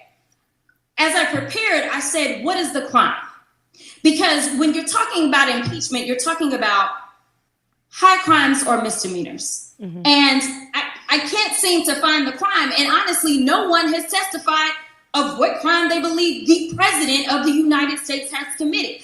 But when we start talking about things that look like evidence, they want to act like they blind. They don't know what this is. These are our national secrets. Looks like in the shitter to me. But I will tell you what the president has been guilty of. He has unfortunately been guilty of loving his child unconditionally, and that is the only evidence that they have brought forward. And honestly, I hope and pray that my parents love me half as much as he loves his child. Yeah. That was great. Yeah, that's Jasmine Crockett. She represents Texas as I love the energy. 30th district. She's a congresswoman, and I just found out about her recently. And she's a gem. She's one of the people that isn't afraid to be herself, but do her job, and that stand up for the people, and actually like hold these Republicans accountable for the mess that they're doing. You can't tell me that Joe Biden needs to be impeached because he's loving on his son and protecting his son, because there's really nothing that's so major. If we want to compare and juxtapose, because we can do that, we can go back to Donald Trump, the one that you got, again, you guys are renting penthouses on his nuts till this day. He ain't even your president, and you guys are still doing that. And all of the things, the crimes that this man has committed, got all kinds of information just sitting, she said, in the shitter, in the bathroom, by the toilet, everywhere you can think of. And you guys want to focus on the wrong things. Where was this energy then? Let's focus on other things. She went on to say, like, to put this energy into people going hungry. People may not have a job in this potential government shutdown. Let's talk about that. Let's put the energy towards that. And I like that. I like that fire that you can put under people's behinds. And like, this is what I'm talking about. Let's get to it. So yeah, no, that was great. I agree with you. I don't understand what they're doing right now. It's this weird thing where like the Freedom Caucus with Marjorie Taylor Greene and Matt Gaetz, they pressured Kevin McCarthy into this clown show. And like, I don't think the Republicans are against the idea of impeaching Biden. They just know they don't have anything yet. So they're like, let's not do this. It's going to be embarrassing for everyone involved because we literally don't even have witnesses in this case. Yeah. But they're just running with it. I covered this today, and the three witnesses at so this was like a Biden impeachment inquiry hearing, and the three witnesses they had. An accent. I felt like I was saying that wrong. And so AOC here asks. Here, let me bring this up. Oh yeah, this is great. All three of them. Yeah, and again, these are the Republican witnesses, and here this is what they say. Simple question for you. In your testimony today, are you presenting any firsthand witness account of crimes committed by the President of the United States? No, I'm not. No, you are not. Ms. O'Connor, you are the second Republican witness here today. Have you, in your testimony, presented any firsthand witness account of crimes committed by the President of the United States? I have not. Thank you. Now, Mr. Dubinsky, as the third and final Republican witness, in this hearing, have you, in your testimony, presented any firsthand witness account of crimes committed by the President of the United States? I have not. So none of them have anything.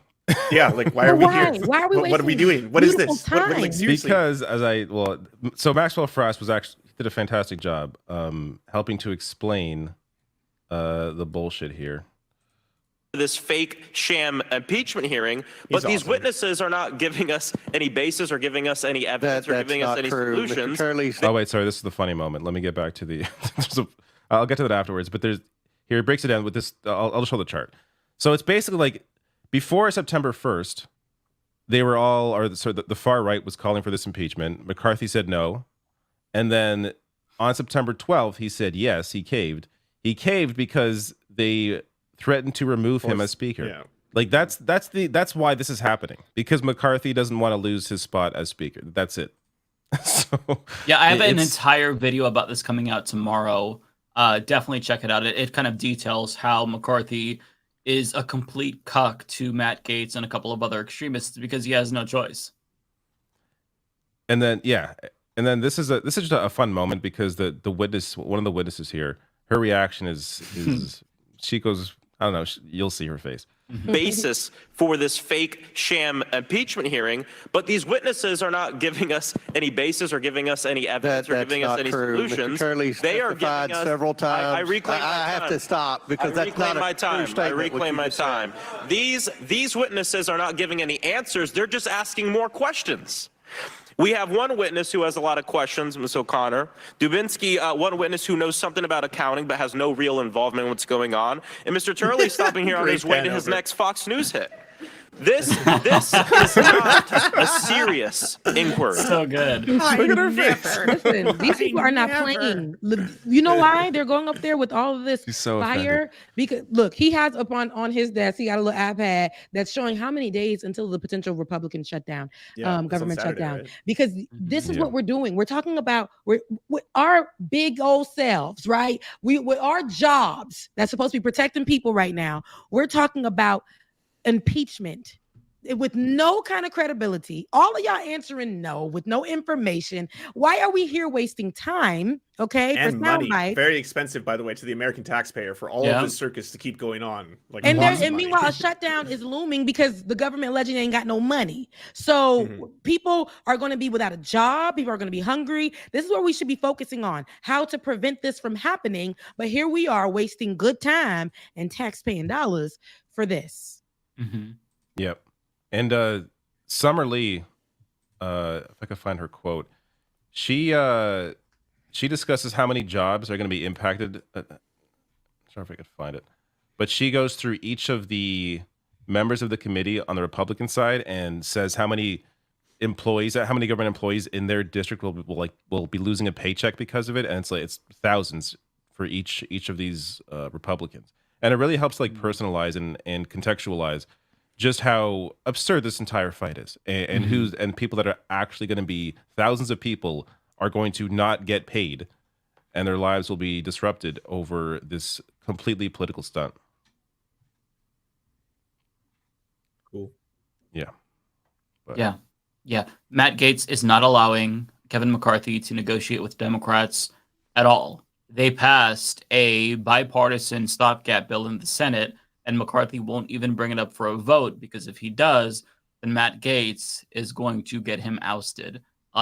He is, I mean, the tail is wagging the dog. I don't want to get too much into my video because I want you all to watch it. So no spoilers if you haven't been following this, but it's quick question, Mike. Do you in your video say the tail is wagging the dog? I do actually. I do. I recorded it. It just needs to be edited. Yeah. Spoilers. Yeah, I spoiled a little bit of it.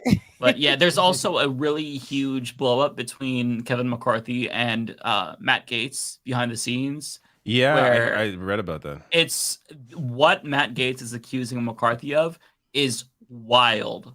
So I'm not going to tell you anymore. My video is going to be amazing. You have to watch it. Well, I hope it's amazing. It's not edited yet, so maybe it's shit. But I recorded it and was very happy with it. So watch it. Talk about that.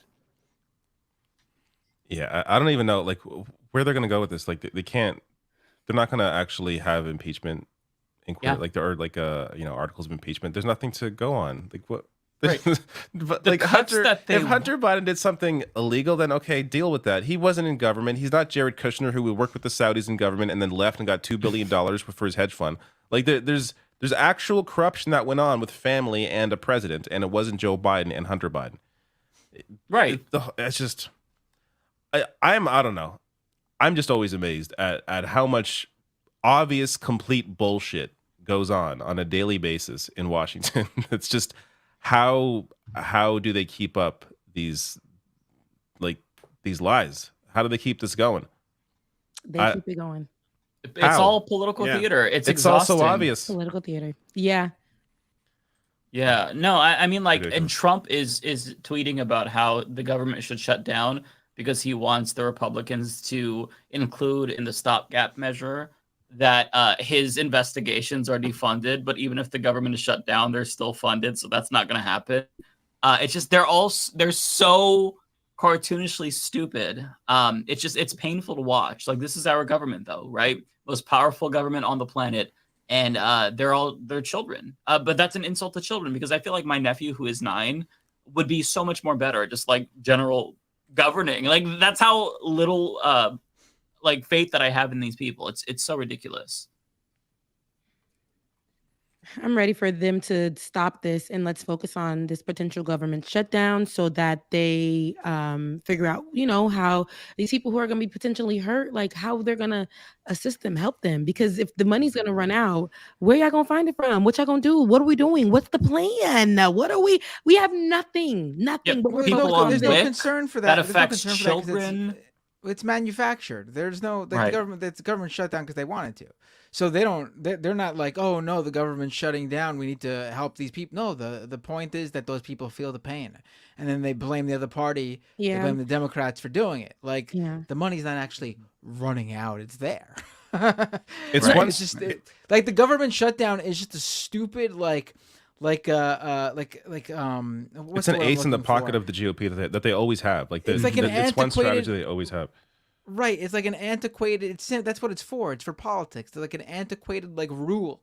It's not actually like something that has to happen. It should be done away with. There's no need for it. Yeah. I don't think Canada does this, do they? They don't have these.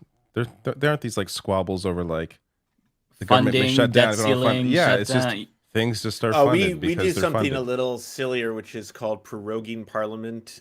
Some people call it proroguing parliament, but basically it's when a prime minister uses his power too much, and then will suspend parliament so that he doesn't have to worry about something getting voted down. And Harper did it a couple times. I think Trudeau's done it once. Parliament though, it doesn't impact people's jobs outside. Yeah, it doesn't shut down all the parks the way Trump did. It doesn't shut down all of government. Yeah, no, we haven't done shut down that. healthcare. All the hospitals closed.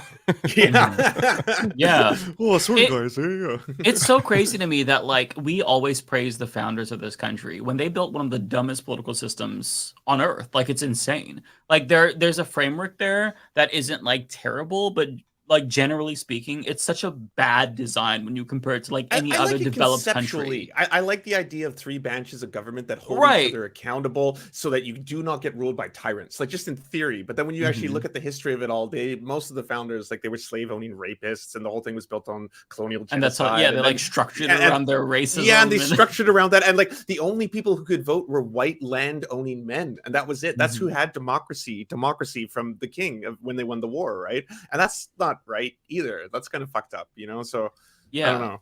The system is just we need to do a lot, right? I think that we need a brand new system. It's not going to happen, but if I was a benevolent dictator, we would get rid of the electoral college. Obviously that's incredibly idiotic. The Senate would be just it wouldn't have any power. It would just be there to rubber stamp whatever the House wants. The House would be independently drawn, so that way there's no gerrymander. The whole system is so fucking stupid. I'm sorry, the Supreme Court thing is what's been blowing my mind. I've just been how are this little team of druids conjuring up the ghosts of the Constitution to affect half the population of the country and be you don't get autonomy anymore? And you're wait, how did this how did this house of cards both stack up? And now a handful of people destroy the lives of millions. It's that's insane. It's infuriating to think about that 6 assholes who are rich are you're all going to pay your student debt. Even if the government shuts down, you're all going to pay your student debt next week. It doesn't matter. That payment is, and I applied for the Biden Save Plan, which is good. But it's still in review because the student loan servicer is the one who's reviewing it. So what incentive do they have to hurry up? They want a bigger payment. Nothing. I get calls they probably call twice now. They gonna call at whatever. It is midnight. They gonna call at 11:55. They are calling you. Yeah. Yes, they call me all day long. Debt collectors. They send, they send emails, text messages, everything. They are calling. I've ever since the Biden program got pushed back, it's or in review all day, every day. Ever since they have said, okay, time has come. It wasn't even one day after when they started calling back. They that night they prepared. They probably had a meeting with all of the employees, getting them ready. They were training them for that very moment that it was time to start paying back the loans. And my phone has been ringing. I'm thinking it's my man, and it's them. It's stupid. It's dumb. I hate it. They had the draft written and saved, and as soon as they're oh, it's ready, quick, update the date, quick, send it out now. And they will leave you a voicemail too. They'll leave a voice. They'll call back to back, just like a debt collector. They'll call you once, you don't pick up, they will immediately call again as if it was a mistake that you didn't answer the phone. Do not call me again. Are these government employees or are these contractors that are calling? These are private companies mostly. I was going to say it's probably outsourced to private companies, collection agencies. Yeah. It's the one place where there's all this effort put in. Like, Yeah, you know what I right. mean? How about I don't know, not having those people? Think about the money that'd be saved and cancel some student debt. Like, I wish that somebody would hack their system. Y'all want to hack everything. Y'all want to try to hack my Twitter. There's nothing on there. Y'all want to try to hack my account. It's not enough. Y'all want to try to hack everything but like Navient. Y'all want to try to hack everything but Nelnet. Right. Like, I'm tired. I'm tired. Why hasn't anyone, like, I mean, look, if you're going to hack anything, I don't give a shit about what EA is going to be releasing in 2 years, or video game companies. Like, these, Like, delete go my student loans. Like, Right. When all that money went missing mysteriously at who was it? For the people who were at Wells Fargo or something, they woke up and all their money was missing and stuff because people hacked the system or whatever happened over there. Why y'all doing it at the wrong places? Yeah, you should hit them up and that other financial institution as well. But listen, help us out. Help us out, because a lot of us really, honestly though, I had started to pay at one point because they were threatening me. And this was like 10 years ago. Like, they were threatening me. I just left college. Like, I just got out. I graduated, I was living my best poor life in New York City, and they were calling my phone. They said that they didn't even use the word garnishment. I wouldn't even know what that was for real. I thought, I'm out here in New York. I'm going to try to find a job. I just graduated college like weeks ago, and they were calling my phone, and they were telling me, if you do not start paying. I had no job at the time. I was doing a lot of freelance journalism work there. It was I didn't have it, but they told me, okay, fine, give us about $30, $5 or whatever, but you have to give it so that we can put you on a program where you don't have to pay for a year, but we'll come back around and come and get the money still, but we'll give you like a year off. And I was like, oh my God, they're going to come take everything. They're going to take my mom's house because I did a loan with my mom. They're going to go. They made me believe that was going to happen. I mean, and not saying that they can't do that, but they did put a lot of fear in me, and I started to pay, and I was giving them my last dollar at the time. And I'm not telling you guys, the leftist mafia is not telling you guys to not pay your student loans.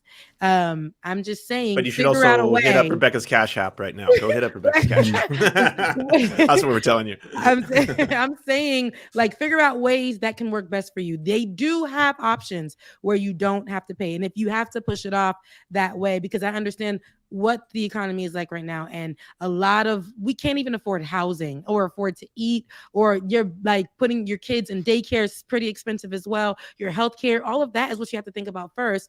Because when we thought about going to school, especially as a first generation, for me, like going to school was supposed to be this big thing where you graduated and you get a job and you can live and you can pay back student loans. Everything got expensive. There was a shutdown then. Like, we went through a recession. Nothing was made for me to succeed when I got out of school. Nothing. So we're still suffering from that. So whatever you can do, maybe you need to talk to your loan servicers. I'm not telling you what to say, but if you're not working, they can't get nothing, right?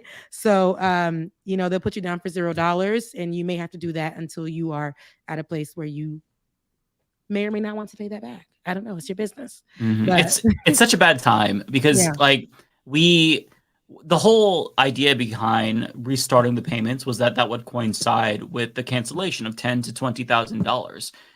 So Biden can and should postpone it, but because this was negotiated to start again with the last deal with McCarthy, he's allowing it to go on. But I mean, his plan got nuked. So unless you have a new plan, you really need to postpone this until you offer up cancellation. Because Biden is the one who made it really difficult for us to discharge this debt. We can't file bankruptcy on it. If I die, it gets passed on to my husband. You can never, ever get rid of this debt. That's nasty work. That's evil. Like, come get this damn degree. Come get all three of them. Because come get them. Because I still got to work a corporate job to live. So come get all of this stuff. And I don't have, this is crazy. Like, if I I get afraid for my mom who had to sign for me to get a loan to get through school. I get scared. And even now, like I was talking about how I had to get a loan for my brother to get through school, and then crazies came after me. So you just never know. And it sucks at a time like this that they will make this so hard on us. Biden said he would, when he was campaigning, that he would work on, helping eradicate our student loans. And that was something that all of us heard, right? And we were like, oh my God, like Biden for president all the way. And then he was like, I know I said, I would get that, but I meant like 50%. And we're like, okay, we'll take that. And then it turned into like 15%. And it was like, y'all 5%. And then now Republicans is like, no, none of it. You need to pay, you need to pay it back. And that's not fair. Ivy League people, these Republicans having their commentary on it is especially interesting. Laura Ingraham, that one, when she talked about, my mother had to, when I know any white lady's going to start with my mother, I know, girl, please stop. Okay. My mother had to, she had to take out money and to get us through school. And, she worked at a local, what she said, like a local mom and pop shop next door. And, my dad was a lawyer or whatever she was saying. I'm like, girl, my parents were immigrants. They didn't know nothing about nothing. They came over here with nothing and giving their last for me to go to school. What are you talking about? You have the ability. Your mother saved up money for you to go to college. Like that was something that you guys were fortunate enough to do. And I'm not dogging it. If you had parents that were able to do that, don't try to sell us a story on it. Like they be trying to do that. Like I don't like Vivek. They try to sell us a story about how hard it was for them. It wasn't hard for them. That's okay. That's okay. You don't I know. Just be honest. Right. Just be honest. And I didn't grow up in abject poverty. I don't lie about that. I've never been homeless. I don't lie about that. Just to be able to get like, oh, I'm the one who ranks to riches. I climbed the ladder unlike all of you. And that's okay. Vivek's parents were like so. We didn't address this last time when he pretended came from like nothing. His dad is like a wealthy engineer. His mom is like a doctor. Like he had millions of dollars while he was in college. He was worth millions of dollars. He took a $50,000 George Soros foundation grant while he was making on record $450,000 a year just from fucking dividends. Just sitting back. And this is while he's in college. The money appears. That is insane to me. And then they get first dibs on grants or whatever, financial aid, help. A lot of them, their parents can't afford to pay back. And I signed my soul away when at the end, having no financial education, literacy, nothing for real. And when I knew that I got accepted into a college and university, and a really great one at that, Florida A&M University, shouts out to that. But when I knew I got accepted to that, I knew I had to stay in state to at least get in-state tuition, right? Which was cheaper than going out of state at the time. But they couldn't wait till my mom and my daddy left campus so they can come up on me and be like, hey, we got financial aid for you. Hey, just sign right here. And I was taking out hundreds of thousands of dollars as a child. That is crazy. You have no idea what you're getting yourself into. Didn't know thing. For me, when I started school, I was homeschooled, so I was very, very out of it. I had to ask the college advisor, when I'm signing up for community college, I'm like, you keep talking about credits. What's a credit? What does that mean? You say I need to earn credits. What does that mean? Why do I care about this? I knew nothing. So when it came to signing this promissory note for student loans, it's oh, okay, this is just what you get. The government pays for it, right? I'm assuming it's and sure, you could say, okay, you're 18, you're an adult, you need to be more savvy, but you don't know. You just think, okay, I'm poor, and I want being in college is going to get you out of poverty. That's what everybody was said. I had two older brothers that joined the military, two older sisters that got pregnant very young. So they're like, no, you have to go to college. You have to. I'm like, okay, I don't want to be broke as shit for the rest of my life. So I've got to go to college. And then it's now going to college, you're going to be broke as shit because you're going to take out all these loans.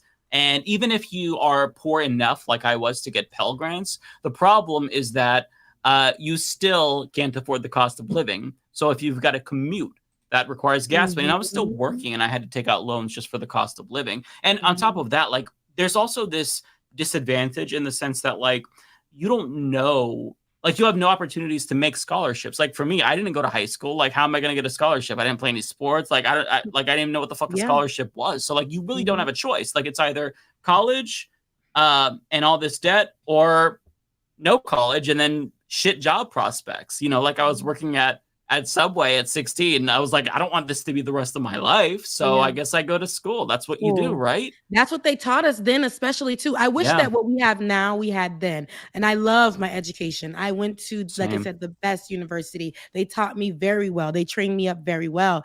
But a lot of what we have now, I wish, because that could have been, especially what the kids have now, they have a choice.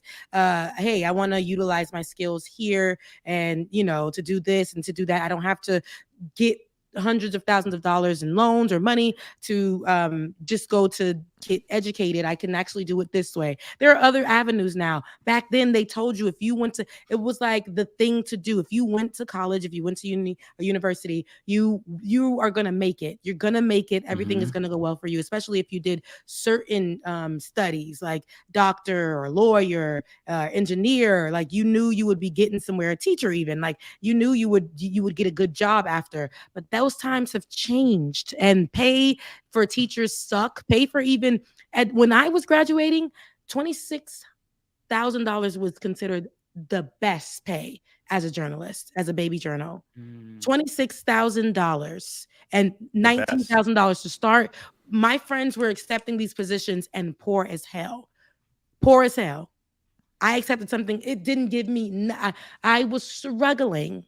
Okay. I had to also work at the Gap on 34th Street.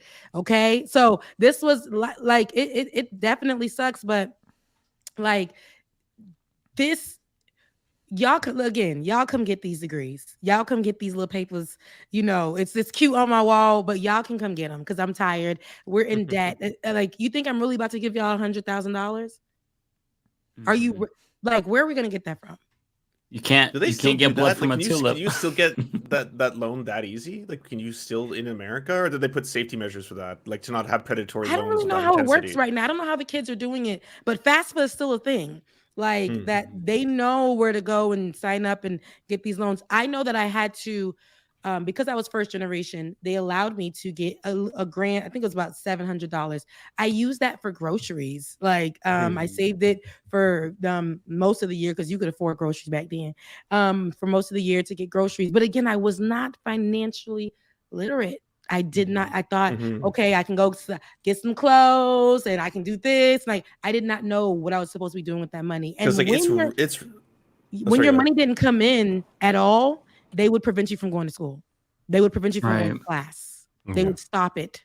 So, yeah. Because like it's really hard in Canada now to get loans. Like, if you wanted to get $100,000 loan, you would be going through so many checks and balances, credit scores, backgrounds, what's your job, what's your income, all that kind of stuff. Like, they do it on a quarterly basis, like per semester or per year, or whatever. So they'll approve you for, like, for example, let's say like your tuition is $15,000, $5,000 per quarter. What they'll do is they'll approve you for that. They'll pay off your tuition with that for the quarter, and then they'll disperse the remainder so you can buy books or something like that. So you can't get like the whole like $20,000 for the whole year at once. They do kind of like slowly but surely disperse it, and then you got to reapply for the next year. Although I don't know, I don't think that they do, like, there's protections against like doing, I believe there's protections against like credit checks and stuff. So the barriers to get the loan are low because college is, you know, higher education is a necessity.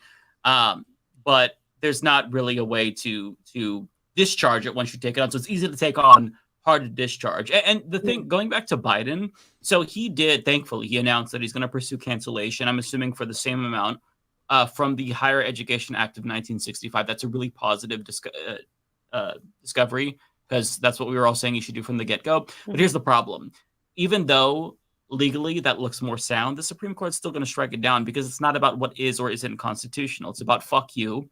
We got ours, so you're not going to get yours. So what Biden just needs to do, and this would, I swear to God, he would be beloved for an entire generation. Cancel it all like that.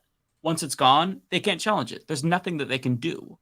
Cancel it all. If you end up doing the same thing but through a different law, you're giving, like, if you means test it, you're giving people this obstacle that they've got to jump through. It's going to take time, and all this time is going to give Republicans the ability to challenge it. If you just say, we're deleting it right now, it's 0, they can't do shit about that.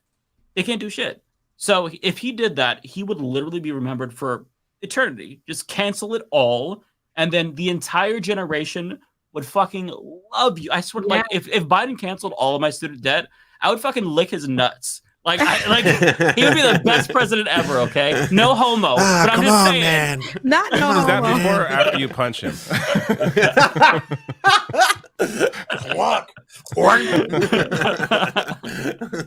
It is like it's true. Like all this means testing is such bullshit, and all it like I don't know if you're someone that cares about like wasteful spending, that's wasteful spending. All the shit, It really all the is. fucking time and money spent on bureaucracy, on means testing these fucking programs. Just make this shit universal. It's better for everyone. Oh, but Donald Trump's kids will also get their loans canceled. Like that, like you know what I mean? Like that's the Right. argument that these fucking Republicans and Hillary Clinton herself hate made. that shit. Like it's so And such a stupid argument. There's a top headline in Common Dreams. Billionaires have gotten 2.2 trillion richer since Trump GOP tax cuts. Like fucking so much money there. So much money It's there. so infuriating. Get them The to system is so fucking pay. unfair. There you go. There's where you can get the money. They don't care about and the commentary that comes from the right when it's surrounding these loans and everything, and we know how they spend the money. The money is going everywhere but where it needs to go. But the commentary surrounding it is very interesting. They're calling us lazy. They're saying that we're lazy, and the fact that we don't want to pay these loans back. Meanwhile, with the people that are saying these things during the pandemic, they were the ones that were very predatory too. They went and got all these PPP loans, the millionaires, right? Yes. They're already millionaires, they're already getting paid. These are government workers who are they have a promised check. Okay. These are our leaders, our state leaders. They went and got $1 million in PPP loans and got them forgiven.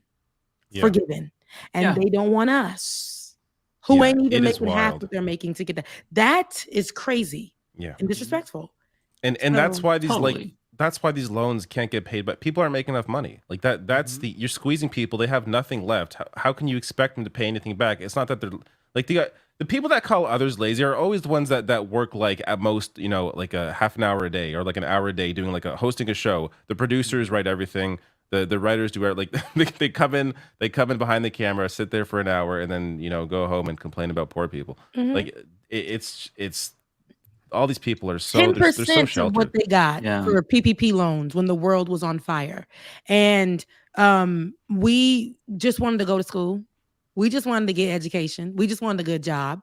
And you guys are literally telling us, because we can't afford that, especially right now. We thought we could afford it then. We thought, okay, maybe if we just keep on trucking, we might get a job in like 10 months or a year. But they were like, you need 17 years of experience. At that time, it was like, you need 17 years of experience to get a job. So, that was, it was, nothing was working. And so now you do got a job or jobs or whatever you need to make your life work, and everything is so expensive. We can't afford housing.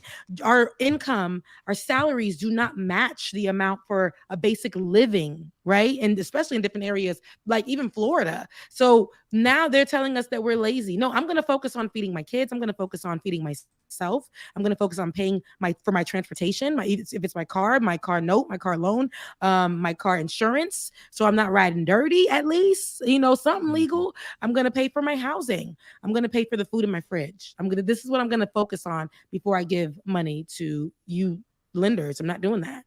Well, and it shouldn't even be like, you shouldn't be in this position to where you are like barely getting by, where it's like, oh man, this loan is going to make it more difficult for me to pay rent. Like it shouldn't just be that like you're living paycheck to paycheck and you're barely like, you should be able to have fun, go on vacations, spend money, buy yourself. You feel guilty, baby. You be on vacation, Right. like, dang, are they gonna take the house?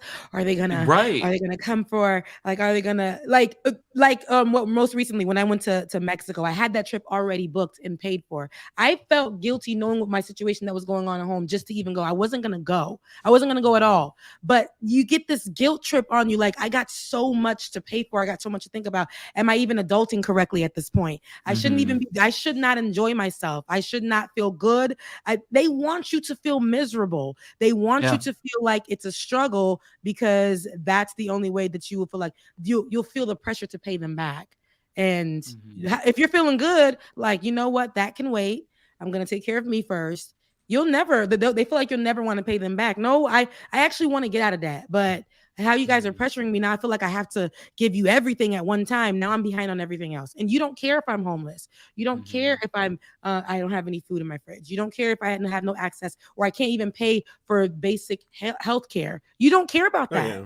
If you're suffering, you can't like rebel or protest or do anything to change the system, right? Yep. Everyone's just struggling. Yeah. You have no leverage. And the problem is that, like, even if you do everything that they say you should do, be responsible, make your monthly payments to your student debt every single month, with the way that it was set up is that your debt would still grow because your like the monthly what's the word I'm looking for? I'm blanking. I'm getting tired.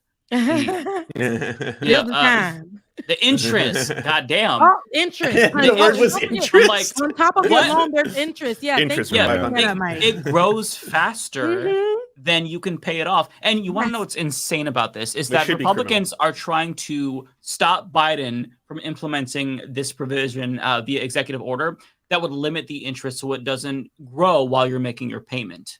They want to stop that. So you can just never ever get out of debt. Like it's so wild to me.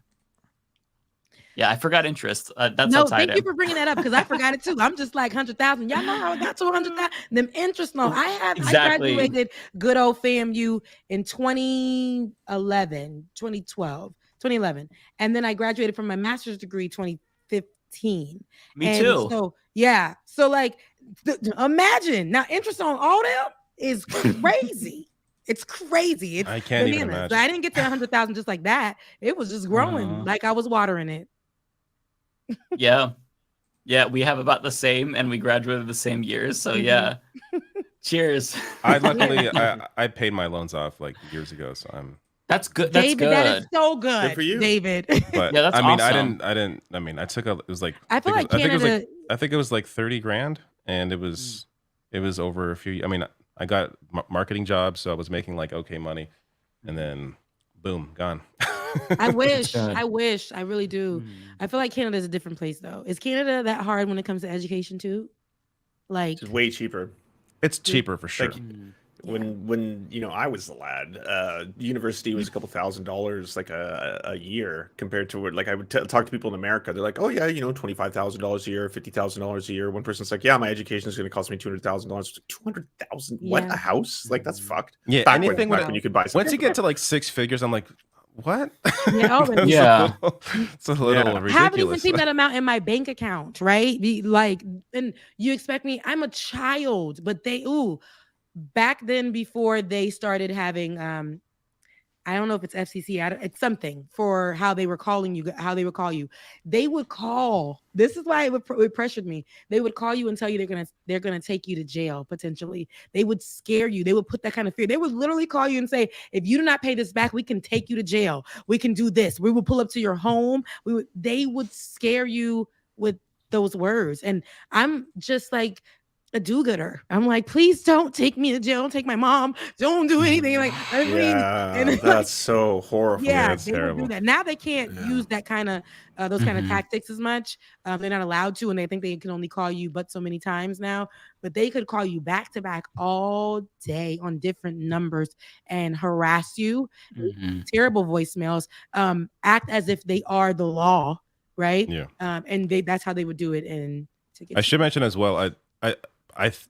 They gave me a grant like for my student loans of I think it was like $8,000, and I didn't even like apply for anything. They're just like, here you go. I'm like, oh sweet. What a life! There we go. What a life! We get it. You paid off your loans. You got $8,000 for free. You didn't even ask for. But I like that he's showing like the difference in this is what your life could be. I mean, it's still not. To be honest, I think education should be free. I don't think we should be. You know what I mean? Like, I do. It's still a little ridiculous that I have to pay anything. It should be your choice, and it should be free. Like, you should definitely. Isn't it? I'm sorry. Go ahead. No, go ahead. No, I was curious. So I was on Drunken Peasants last week, and they said that they found out that Canadians don't have to buy private car insurance; that it's all public. Is this true? Well, there used to be, so in British Columbia, we only had one insurance company, which is ICBC, which is obviously run by the province, but there's now alternatives. Like the private market has entered it. But there's a lot of problems that come with that too, as in like everyone hates ICBC, like everyone. I don't know anyone who doesn't hate them. Yeah. I mine is not public. It's definitely a private company. I was curious about that. I mean, there's probably more standards. Like I'm not too familiar with how insurance works, but I'm sure that I don't know the way things typically work is that things are just a little less shittier here, like around the edge when it comes to money. It's still it's still but shitty. it's not as bad. Yeah, I'd be 40K in debt for my surgery, and then the time I spent the doctor, the hospital, the that's a lot X-ray, less all that, shitty I'd be in that like case, 40K in debt, no question right now. And that was just a month ago. That was a month ago. I had And you have $40,000, insurance. I've had surgery too, and it was I just walked in, woke up, left. I'm like, bye. That was it. That's amazing. I'm still paying for when I had a cyst rupture. I'm still paying for that. Like that's crazy. That is crazy. I had to get that like worked on. So immediately when I went in for it, see what was going on, they put me into surgery immediately. And then after that, I had to continue until I had another surgery. So to take out cancerous cells. Like imagine, and I had to go to a specialist doctor. I didn't ask for this life. Okay, I didn't ask for these things to happen to me. They just did. It's my life. But I needed these things. I needed these surgeries. These were life and death. So doing all of that, and I'm still, these people, they don't play either. Every day I get an email, and I'm paying them though. But every day I get an email, and they're like, "Hey, you owe us. You owe us." And I'm like, "Damn." See, just to be here with y'all, and they'll tell you too. They won't. If you go into the emergency room, a lot of my friends in college, they would say, just go to the emergency room so you can get none of us had healthcare. Go to the emergency room and we'll get help. Because if we go to the hospital, they're going to ask you, what's your insurance? Who are we billing this to? We didn't have those answers. We didn't have anything. So when you go to the emergency room, they have to work on you. So urgent care. So that's what we would go to. But then they bill you afterwards, right? But they did. That bill definitely found its way to your address. They can't turn you down though, which is why it's kind of been like, that's why you pull up. The emergency you can't not primary help care physician in America. Yeah. Yeah, it's wild. Our country is good, very good. I'm very God bless America. Great country. I fucking love it so much. It's so functional. Super chats.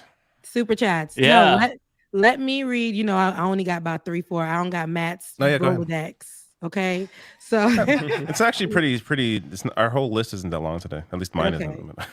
Okay, let's see. So they'll come in. You'll see. As we're talking, that's when they usually start rolling in. People waiting for the moment.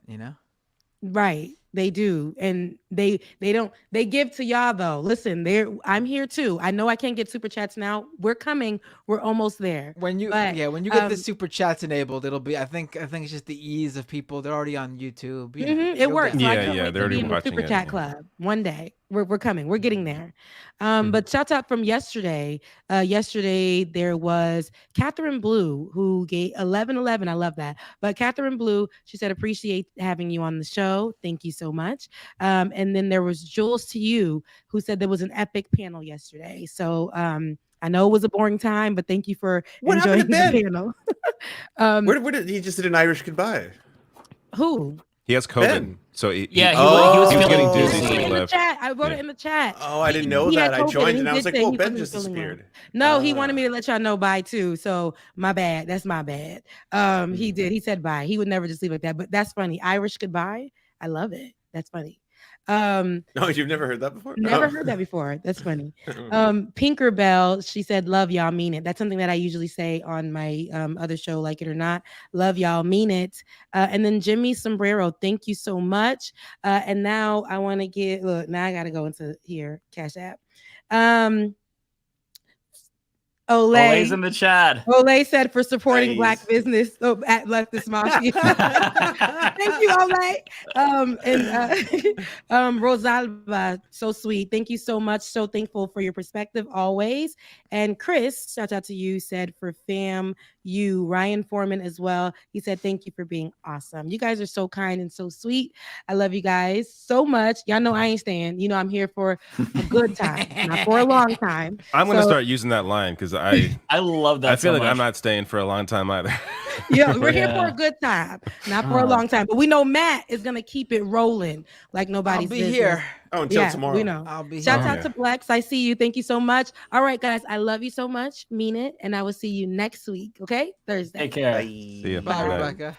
You know, I read all of you guys' super chats yesterday too, because I Thank thought it you. was, Oh, I I thought it'd appreciate be that. I didn't get unfair any, to so I'm not not thanking you. read the people who supported you. In fact, Well, I would have read them today. Someone I will say, resubscribed though, to you, David. Though if one someone resubscribed yes, to you. yes. 49 months, man. 49 month I got some awesome membership. I have some awesome and you subs. couldn't stay the extra 15, 20 Subscriber minutes. shaming. 49 months. That It guy's didn't been feel like subscribed it was to gonna. for It like didn't feel like it 5 was gonna be years. another 15 minutes. It felt like it was gonna be another hour. It felt like 5 it was years. gonna be You're gonna another give hour. him 10 minutes. You're gonna give him 10 minutes of your If he time. wants me, 5 if years. he wants me to be around the next day, I need my rest. If I didn't go to sleep, I wouldn't have had a video out today. And guess what? I put a video out today. So I need my rest if you want content. That's just how it works. Unbelievable. The live streams for me is like not very important. I'm here because I enjoy being here, but this is not my main thing. I got to be awake and rested and educated for my daily videos. So Our bread and butter That's is how it our videos. That's right. where they slap. I'm with David needs to there. rest up that body so he can clap for a Nazi.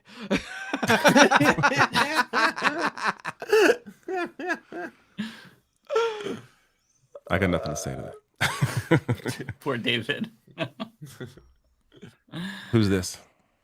This is for me, Psycho Farm, $5. Did you guys see the Breaking Points interview today when Cenk said that he is seriously considering a run for president in 2024? Thoughts on that? Spit all over my. There's I no read it, way. and I spit all over my monitor. No, Oh, no. he was probably being. I saw I don't it. think he's I gonna saw do it. that. I don't. Yeah, I think he's being half serious or just talking kind of like hyperbolically. I don't think he would actually do that. He was teasing the idea. He was certainly floating it. It was definitely kind of like what it's getting to a point now where I've kind of thought to myself, what if someone like me ran, and what would that do? And if I could get an X amount of the vote, maybe I could force someone else to run against Joe Biden. He's saying it's because he genuinely believes Joe Biden is not going to be able to beat Trump in the general. I and don't someone agree else with has that. to do it. Biden already what did. is this? I mean, what is this? Well, Limey's 100% right. Belief about. Okay. I bet. Yeah. Ole has you got had her what? finger on the pulse on this since the beginning, so I'm gonna go with her instinct and not mine. Because she fucking knows. Now I want to know yours, though. I almost What'd want to she pay say? for yours. He's got a book to He's sell. trying to sell books. He's Oh. trying to sell a book. Yeah. This whole I mean, yeah, whole he- narrative of Biden not being able to defeat Trump is so fucking bizarre, so weird. The guy did it already. Got the most votes ever. I mean, That one poll, Matt. That one poll. the Come on, argument you saw they're the one making is poll. that Biden doesn't look good in national polling, but Who gives a shit? increasingly, 14 months increasingly away. polling is not really that accurate, and You- I you just know what think the- a lot of people are going to come out because they don't want fascism and don't want Trump, and they care about abortion. Like I don't know, certain. You know what a issues great move them. poll is? You know what a great poll is? Exactly how Democrats have done all across this country in every single special election since. We showed that. We Where showed that they- last week. Yeah. Yeah. They And they've- outperformed in 24 out of 30 special elections. Yeah. And we're talking like deep red districts included. Like it's The culture war of the right is not driving people to the polls in the exact same way that having bodily autonomy taken away from like half the population is. Like that's what's getting people angry. That's what's getting people out. That's what's getting people like, holy fuck, these people are fully like just going fascist in real time kind of shit. Yeah. One of that poll that showed like Trump 10 points ahead of Biden, it also showed that Trump was like winning the youth vote by That's like what I was gonna 30 say. or 40%. Like Yeah, clearly it's a that bad poll is poll. an outlier because there's an issue with that poll. Polls of these randomized. Sometimes you get this very skewed poll because the people being surveyed just happen to you just by luck should have it. This poll found the 10 youths who vote Trump, and so that's they're skewing the poll. Yeah, I'll be honest. I thought that the libs and the lefties who were like, no, this is just a bad poll. Like, I thought that was copium. But when you dig into the methodology, that's genuinely a bad poll. There is no way that Trump is leading with the youth. That has never happened. It is such an, if it's true, it is the biggest outlier poll ever. It's bullshit. Like, disregard that poll entirely. I don't know what their methodology is, but that is not happening. I promise you. So to be fair, though, no matter what happens, Trump is declaring victory, no matter what. Oh, absolutely. That's the reality you have to deal with. Yeah.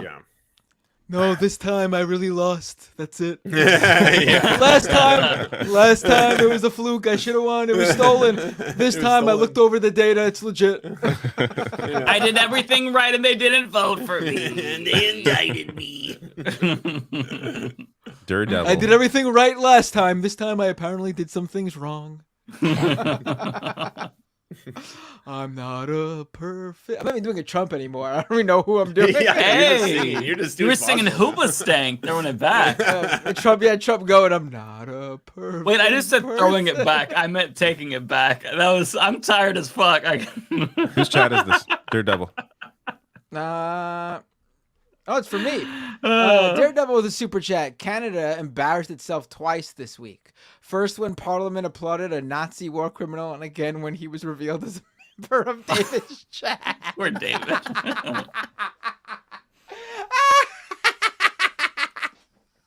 I got nothing to say. Yes, I am the rational national. I don't think I have a single. I would be shocked if I have a single viewer in their 90s, let alone a Nazi. Who's this?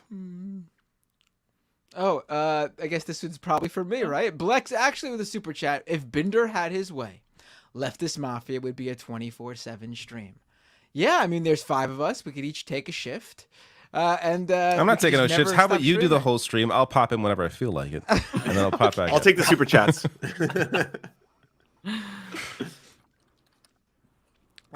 Tokyo Hans. Leftist Mafia is Matt's moneymaker. That's the real. Not true.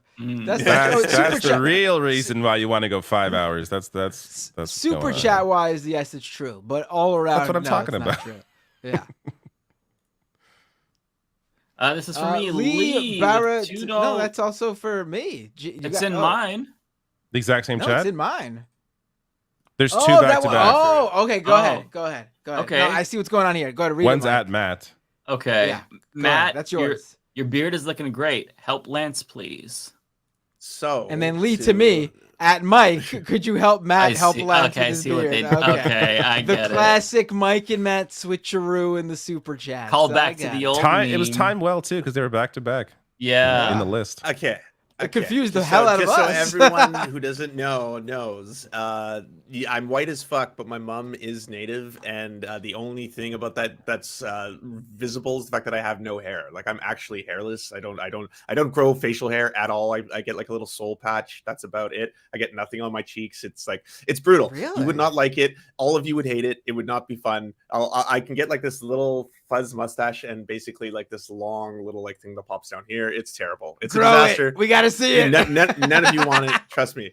I think you can go back like 3 years, and I did it for November on stream, so you can see how bad it looks back then. If you want photos, yeah. I think that some people don't look better with the beard. Like, I think I look better with the beard. Yeah, not everyone looks good with the beard. I feel like Lance. I couldn't imagine Lance with the beard. I think he looks good as he is. I think I would look good with the shadow. I've always wanted like that little shadow thing that you see like really hot dudes have, where it's just that thin layer of like facial hair. Just a little bit of stubble. The problem with that is that it's very itchy, and it only looks good for a day, and then it grows up and it grows out, and then it kind of looks shitty.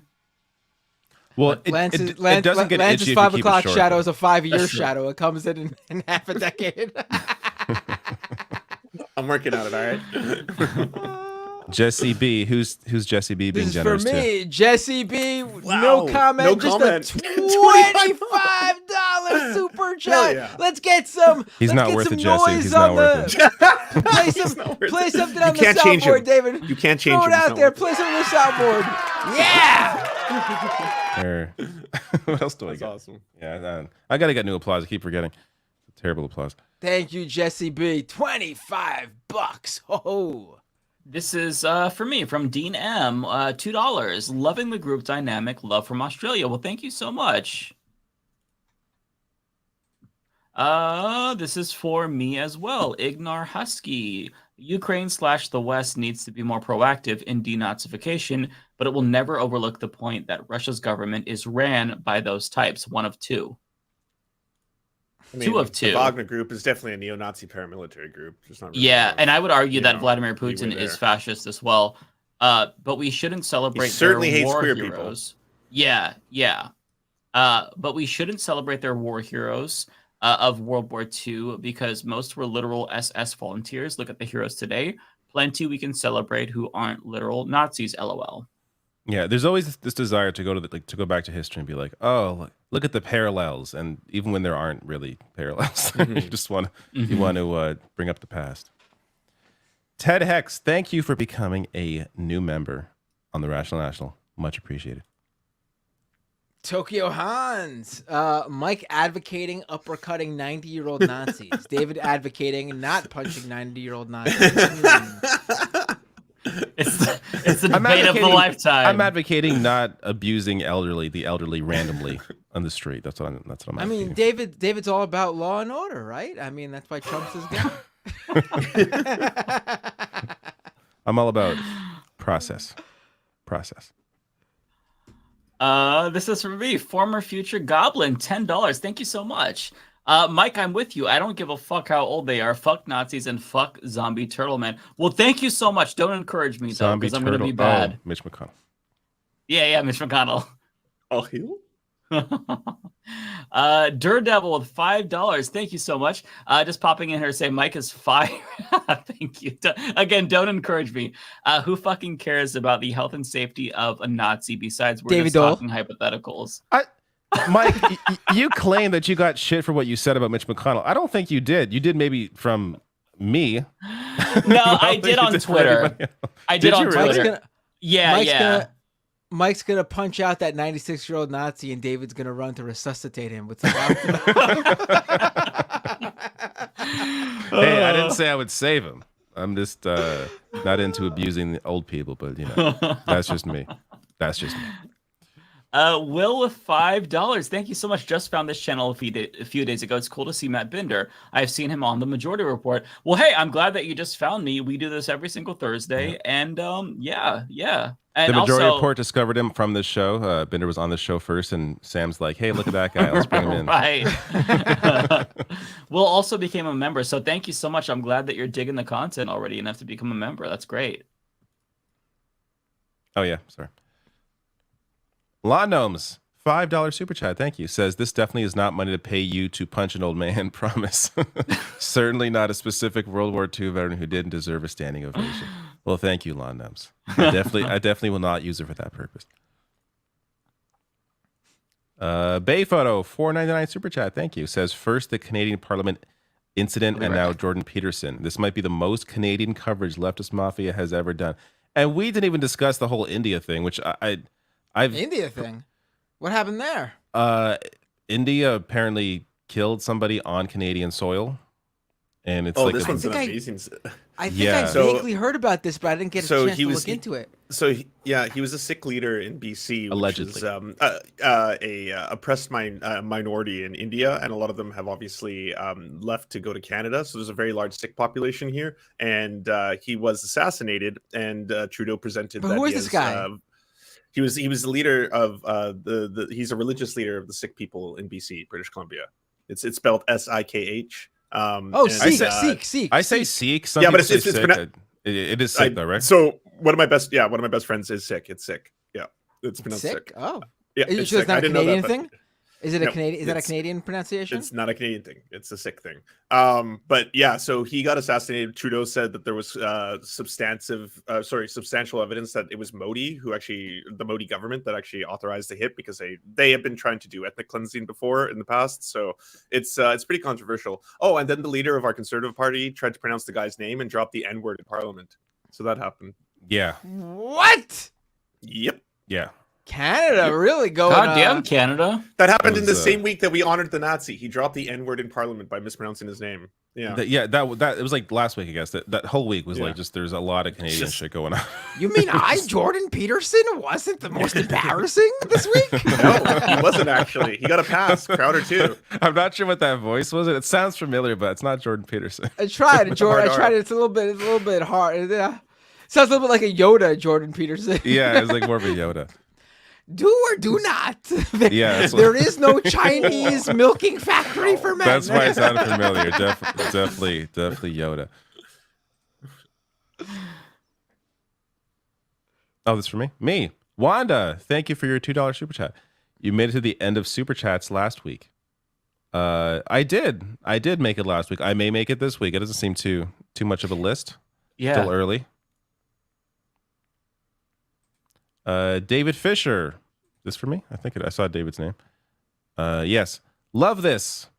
Heart face, heart, thumbs up. Thank you, David, for your super chat. This is also for me. David, how do I join at Tyler Hackner? I don't know what you're talking about. Tyler is often in my chat, but I'm not sure what this is about. Foresto! It's amazing how culture has changed. My father-in-law almost disowned my gay sister-in-law. Meanwhile, my wife reads books about gay werewolves in space. Yeah. Times change. Mm-hmm. Narrator, do you think the Democrats should hold military spending hostage in these government shutdowns or keep giving that away without any resistance? Oh, of course they should. Yes. Yeah, let's see how quick the Republicans cave on that one. Second, they got to do that and piss off both the veteran benefits, too. Do they get held up? I think so, right? Veterans? Some of them will, at least. Yeah. I know that they're, if you receive VA, disability from the VA, I believe that gets postponed. Some veterans who are on active duty won't get their payments, as far as I know. So, yeah, they're fucking over the troops.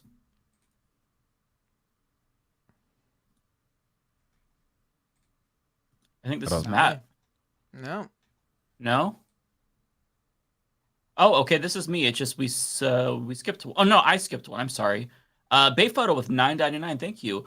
Further proof government shutdowns are political stunts. People have been predicting the 2023 shutdown since before the midterms. Let's not forget essential federal employees will still be forced to work without pay. That's exactly it. Yeah, and if you go back to the last two political shutdowns, the first one was Republicans who did it because they wanted Obama to not fund Obamacare, which he very clearly wasn't going to do. And the last one was when Donald Trump was president. I don't remember the specifics of it, but I remember it was a very stupid reason. I covered it before, but it's too long. Every single time, it's some political stunt. They shut down the government to draw attention to some dumbass thing that they want. In this instance, it's like really, really deep cuts to social safety net spending. But yeah, you're right, Bay Photo. Narrator with a $10 super chat. Prospera, Peter Thiel, Mark Andreessen, you mean, suing Honduras for territory sovereignty. Also, another startup, Praxis, is funding the setup of a libertarian sovereign city. Techno-fascist Epstein Islands. Yeah, the tech VCs have completely gone full fash. I mean, it's long been going in that direction, but now it's like mask completely off. I'll look more into both of those for sure. I think I've heard of both of them, but I have to look more into them. Narrator with another super chat, another $10 super chat. Neom, N-E-O-M, the lion in Saudi Arabia. If you believe AI has real potential to increase productivity and understand the effects of climate change, this should be terrifying to you, not to be a doomer. Yeah, didn't we talk about this on an episode of the show, or was this on my show? I can't remember. No, we got a super chat about it. Yeah, I remember that. Might have been narrator too, right? Yeah. Mm-hmm. Yeah, it's a weird thing. It's a very dystopian thing. Yeah. For Resto with a super chat, a decade ago, I could rent a room and live on a single part-time job. Now my house has 2.5 full-time working adults with employee housing and can't live. Yeah, it's right. It's rough. This is why all the kids are polyamorous nowadays, because when you have like 3 or 4 people paying rent, you can get by that way. And it sounded good before. It sounds even better now. Hey, that's what I've been trying to explain to my wife, but and clicked. Daredevil of $5. Good news, Mike. Biden has eaten so much ice cream, his nuts grew a complimentary waffle cone. I don't know why that sounds absolutely disgusting to me. It does. You said you would lick his nuts. That's what's happening. Yeah, but if he canceled wanna my lick his waffle student cone. debt, yes, I would take one for the team. Not that it's like, oh well, maybe I'll do it if Mike does this. He's not considering it, but I'm trying to express that I'd be very grateful if he canceled my debt. Not gonna happen, but I would love him forever, right? If it's not obvious, Mike speaks sometimes in hyperbole. He doesn't really mean the things he. I'm a very animated Portuguese man. Okay, take me as I am. Fly Chopperfly, $2 super chat. Trump plus elites don't go to state schools, so not included. I mean, even if they were, I don't know, even let's say for some reason one of Trump's kids have like student loan debt. Okay, cancel their debt too. Who gives a shit? Cancel everyone's student loan debt. Like, it's just I don't give a fuck. More people who are not them will benefit. So it doesn't. You don't take out debt if you have the fucking money. I wish people would understand. I know. this. Yeah. Tokyo Hans with a super chat. Nothing to say, just no one has sent a super chat in a while. Why, thank you, Tokyo Hans. Fill in the void. This is for me too. Jay Cass with a super chat. My brother is a government worker, but is very apolitical. Could you break down as a layman as possible why the government shutdown is happening and how pay is affected? Well, because if your brother's a government worker, then their pay is tied to the government being funded. And if the government's not being funded via the government shutdown, because it's just, I mean, again, it's all theater. It's made up. There's no reason this needs to be voted on. The government has responsibilities and debts to pay. It has the money. It pays them. But we play this game I forget how long, how many times we do this. Way too much, if at all, obviously, but way too much to begin with. So basically, if the government's not funded, then federal workers don't get paid. Watch my video tomorrow, and I'd recommend your brother watch it as well. Also share it on social media, hit the like button, subscribe. No, I do. I try to break it down in a very simple way. Because if you read these articles about it, it's very complicated because they get into the minutia of like who wants what, which branch of Congress is asking for what. It's much more simple than that. So I try to simplify it and I try to make it like digestible for folks. So definitely watch that. I'll try to get it up at 9 tomorrow. Archangel with a super chat. Matt, my browser timed out on me yesterday and I ended up sending the same message 3 times. Keep them, but I love what you do. Thank you, man. Archangel. And thank you to your browser. Which is it? Chrome, Firefox? I got to tip my hat to them for... Troy Clark, $5 a Canadian super chat, says, so I want you to have $1 each Canadian a day. I can contribute more in the future. Imagine $1 for all of you. That's very kind of you, Troy. Thank you so much. This one is for me, 0PE 499. Y'all gonna talk about Jang's harebrained scheme to run for president and Nina Turner possibly being VP? I didn't hear that part. I didn't hear that part. I hope that isn't happening. I know that Nina Turner has a big announcement coming. Somebody said that in a super chat. If he's actually running for president, that's really stupid. What is this? What is the harebrained scheme? Is it just the presidential run, or does he have some weird, wacky like plan for it? It can't. It's probably just a run. I don't think it's happening. God damn. But I guess we'll have to. Brother, we've got to chill. We'll wait and see. That gas leak is fucking. Chargoond with a $10 super chat.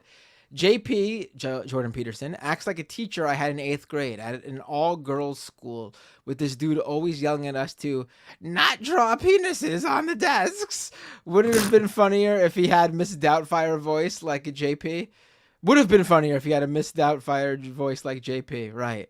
I could, not draw penises on the desk. Yeah, Jordan Peterson does seem like that. I mean, he was a teacher, so he obviously has that weird professor. We've seen him energy. give lectures. He's Yeah. very much What that he kind of did? person. Did you say he did drag, Lance? Yeah, there's one photo of him doing it. I have not Really? seen Really? this. I don't know about that. Wow. I'll send you it. Groomer. George Arit, $5 super chat. Thank you. Says congrats to WGA. Now let's hope for a good deal for SEG.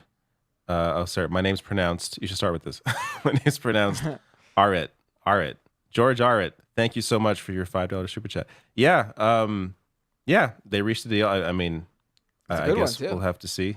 We'll have to see what happens with SEG. I sent you the link. Okay. Oh, this one is for me from JCass. $5. I'm 2 hours away from the Mexican border. Literally paid $25 to get wisdom tooth removed. Wisdom tooth removed there. Would have had to pay $400 out of pocket in the state. Wow, I did not know it was that much. So I had a tooth removed. It was a molar in 2016, and it was $475. But since I didn't get put to sleep, I think I saved money on the anesthesia. So it was like $400. So yeah, it's very expensive here. But yeah, $25. I mean, it's worth crossing the border. They're gonna want the wall.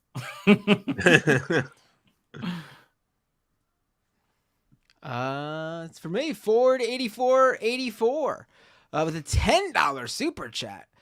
I have a brother in the BP that leans left, educated in international law. Oh my god! But he's starting to show cracks that are getting me worried. He's moving back to Buffalo soon. Thanksgiving will be awkward. What's the oh my god about? What happened? Oh, I'm sorry. I just looked at the picture of Jordan Peterson in drag that Lance sent me. It was very... wait, where is it? Is it in the super I said chat? I put it in the chat. It's in the chat. I was not expecting... It's in the group chat. Oh, here. Not what I expected. He looks horrifying. You know what? That is what I expected. Let me get this chat. I'm so sorry to derail that. That was. I feel like I have seen this. You've probably seen it. What's the context for this? I don't remember why his daughter wanted to do it, and he. Oh, okay. He's being a good dad. Whatever. Yeah. He's just being a good dad. Honestly, I mean, like, we're joking because there's absolutely nothing wrong with drag at all. Exactly. So if you want to do it, do it. Right? Like, who gives a fuck? Sorry, did you answer this guy's super question? Chat. What is the BP? What is that? What is the BP? Breaking Point. Buffalo Police. Is that? It could be so many things. Yeah. Benjamin P. British Dixon. Petroleum. I would assume Buffalo Police, right? Yeah, I think Buffalo Police or Border Patrol. Border Patrol. Border Patrol. Oh, right. Oh, he's moving back to Buffalo. Okay, I read it as him being in Buffalo. I didn't realize back to Buffalo. I'm surprised he leaned left in the first place if he works for Border Patrol. I mean, that's got to be demoralizing then. Someone's got to get all that fentanyl into the country. No.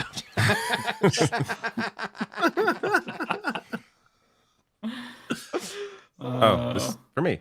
Cosmere Dragon, $5 super chat. Thank you. Thoughts on? We just talked about this. Thoughts on Jank admitting they want to get us in break trouble. Considering, I think the way I'm reading it is it sounds like he's trying to express how frustrated he is with there being no challenge to Biden. But that's what it feels like. I'd argue Marianne Williamson did, and we kind of saw that there's not much momentum for a challenge to Joe Biden, at least when it comes to somebody that doesn't have like a movement behind them, and no one who isn't currently in a position of power, I don't think would be able to build a movement necessary to primary Joe Biden. And even still, a sitting president, it's not happening. Yeah. So I question the point of this. I guess you could say, oh, messaging campaign or trying to push him in some direction. I don't think it's going to get any attention. I think that's kind of, I don't know. I just don't really see the point personally. We should all just run for president. Why not? This one's for me. November DeMark, $5. Thank you so much. My mother broke her leg a few years back without insurance. Doctors gave her optional surgery just in case. Our bill was $114,000. Yeah, it's not surprising. Wow. But yeah, it still doesn't make it hurt any less. Yeah, it's brutal system. Archangel, $10 super chat. Thank you.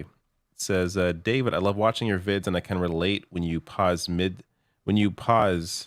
speaking and sigh when it is just a bullshit point they are making. I find myself doing the same thing reading the news. Yeah, no, 100%. Yeah, I mean, it's hard for me to, not do that covering this shit.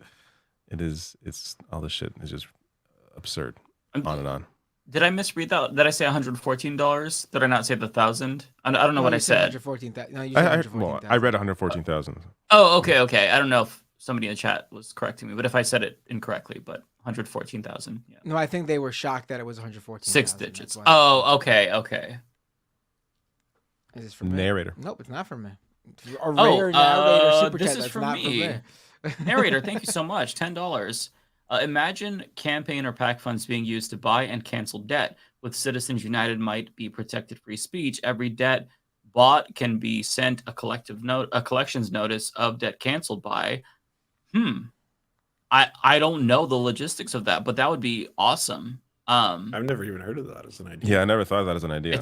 It's an interesting idea. I don't know how that would work, but if somebody was able to like organize some sort of like national fund to cancel all debt, that'd be, I mean, it's a lot of money if you're going to cancel all of it, but it's interesting for sure.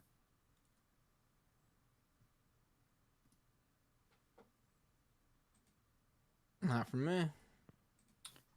Maybe did I miss something?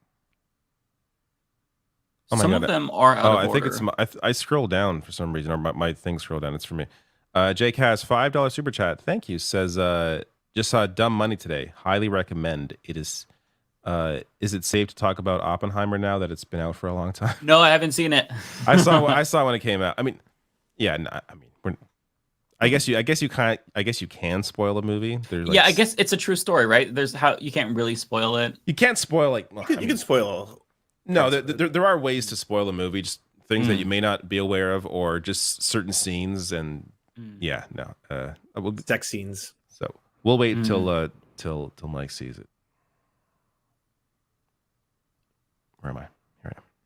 Tyler Cross with a super chat. Jen can't run for president. He was not born in the U.S. Oh, he wasn't? Oh, huh. He was born in Turkey. He was born in Turkey. He's an immigrant. I mean, was he? Yeah, I guess. Oh, okay, huh. I guess if he wasn't born in the U.S., that would have been the guess. I mean, if there was the assumption. He was born in Argentina. Canadian. The Young Turks. Django Fett with a super sticker. Thank you so much, Django Fett. I don't even know what this super sticker is. It's a it looks like a hippo chomping Pikachu on a Illuminati, 1UP maybe? logo. Yeah, Pikachu Illuminati. Pikachu. No, that's just their avatar. Oh, right. Gotcha. Zero PE with a super chat. Make the world better. Punch a Nazi with some fists, both in the air and fists in your face. It looks like. See, if I get shit, I'm gonna clip that out of context. People won't know that you're reading a super chat, and I'm like, see, why am I not getting any hate? Or why am I getting the hate, but Matt's not getting any? You said the same thing. See. Matt Claremont with a super chat, Canadian super chat. This week we learned that 100% of Canadian MPs are punchable. No comment. It might be a crime. Joshy Neurotic, $5 Canadian super chat. Thank you. Says Lance, I was at the counter protest on the 20th. There is another fascist march planned for October 21st. Hope to see you there. There you go. I did not hear about the new one. Yeah, neither did I. I'll look it up though. This is go back for a second. Joshy saying there's a fascist march and he hopes to see David Dole there. Yeah, at the counter protest. I lost my place now.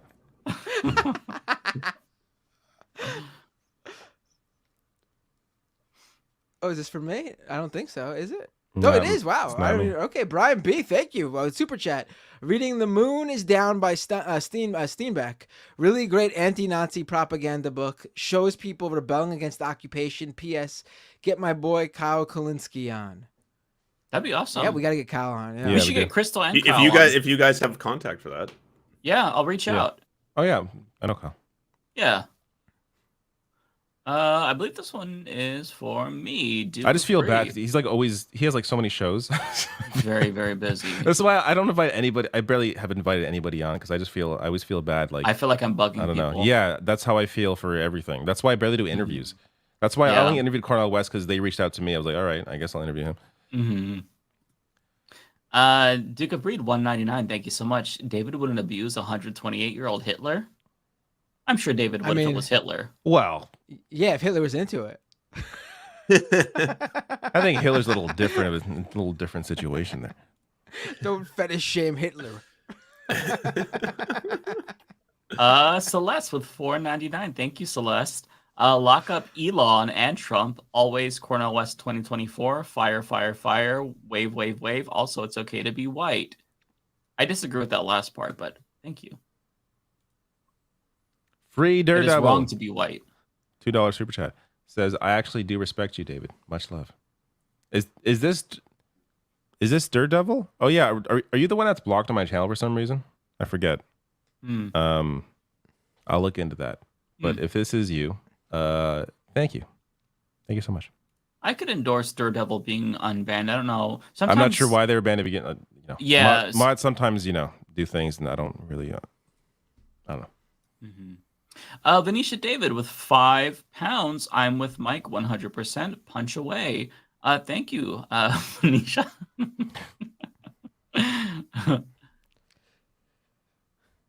Kowalski, 199 super chat.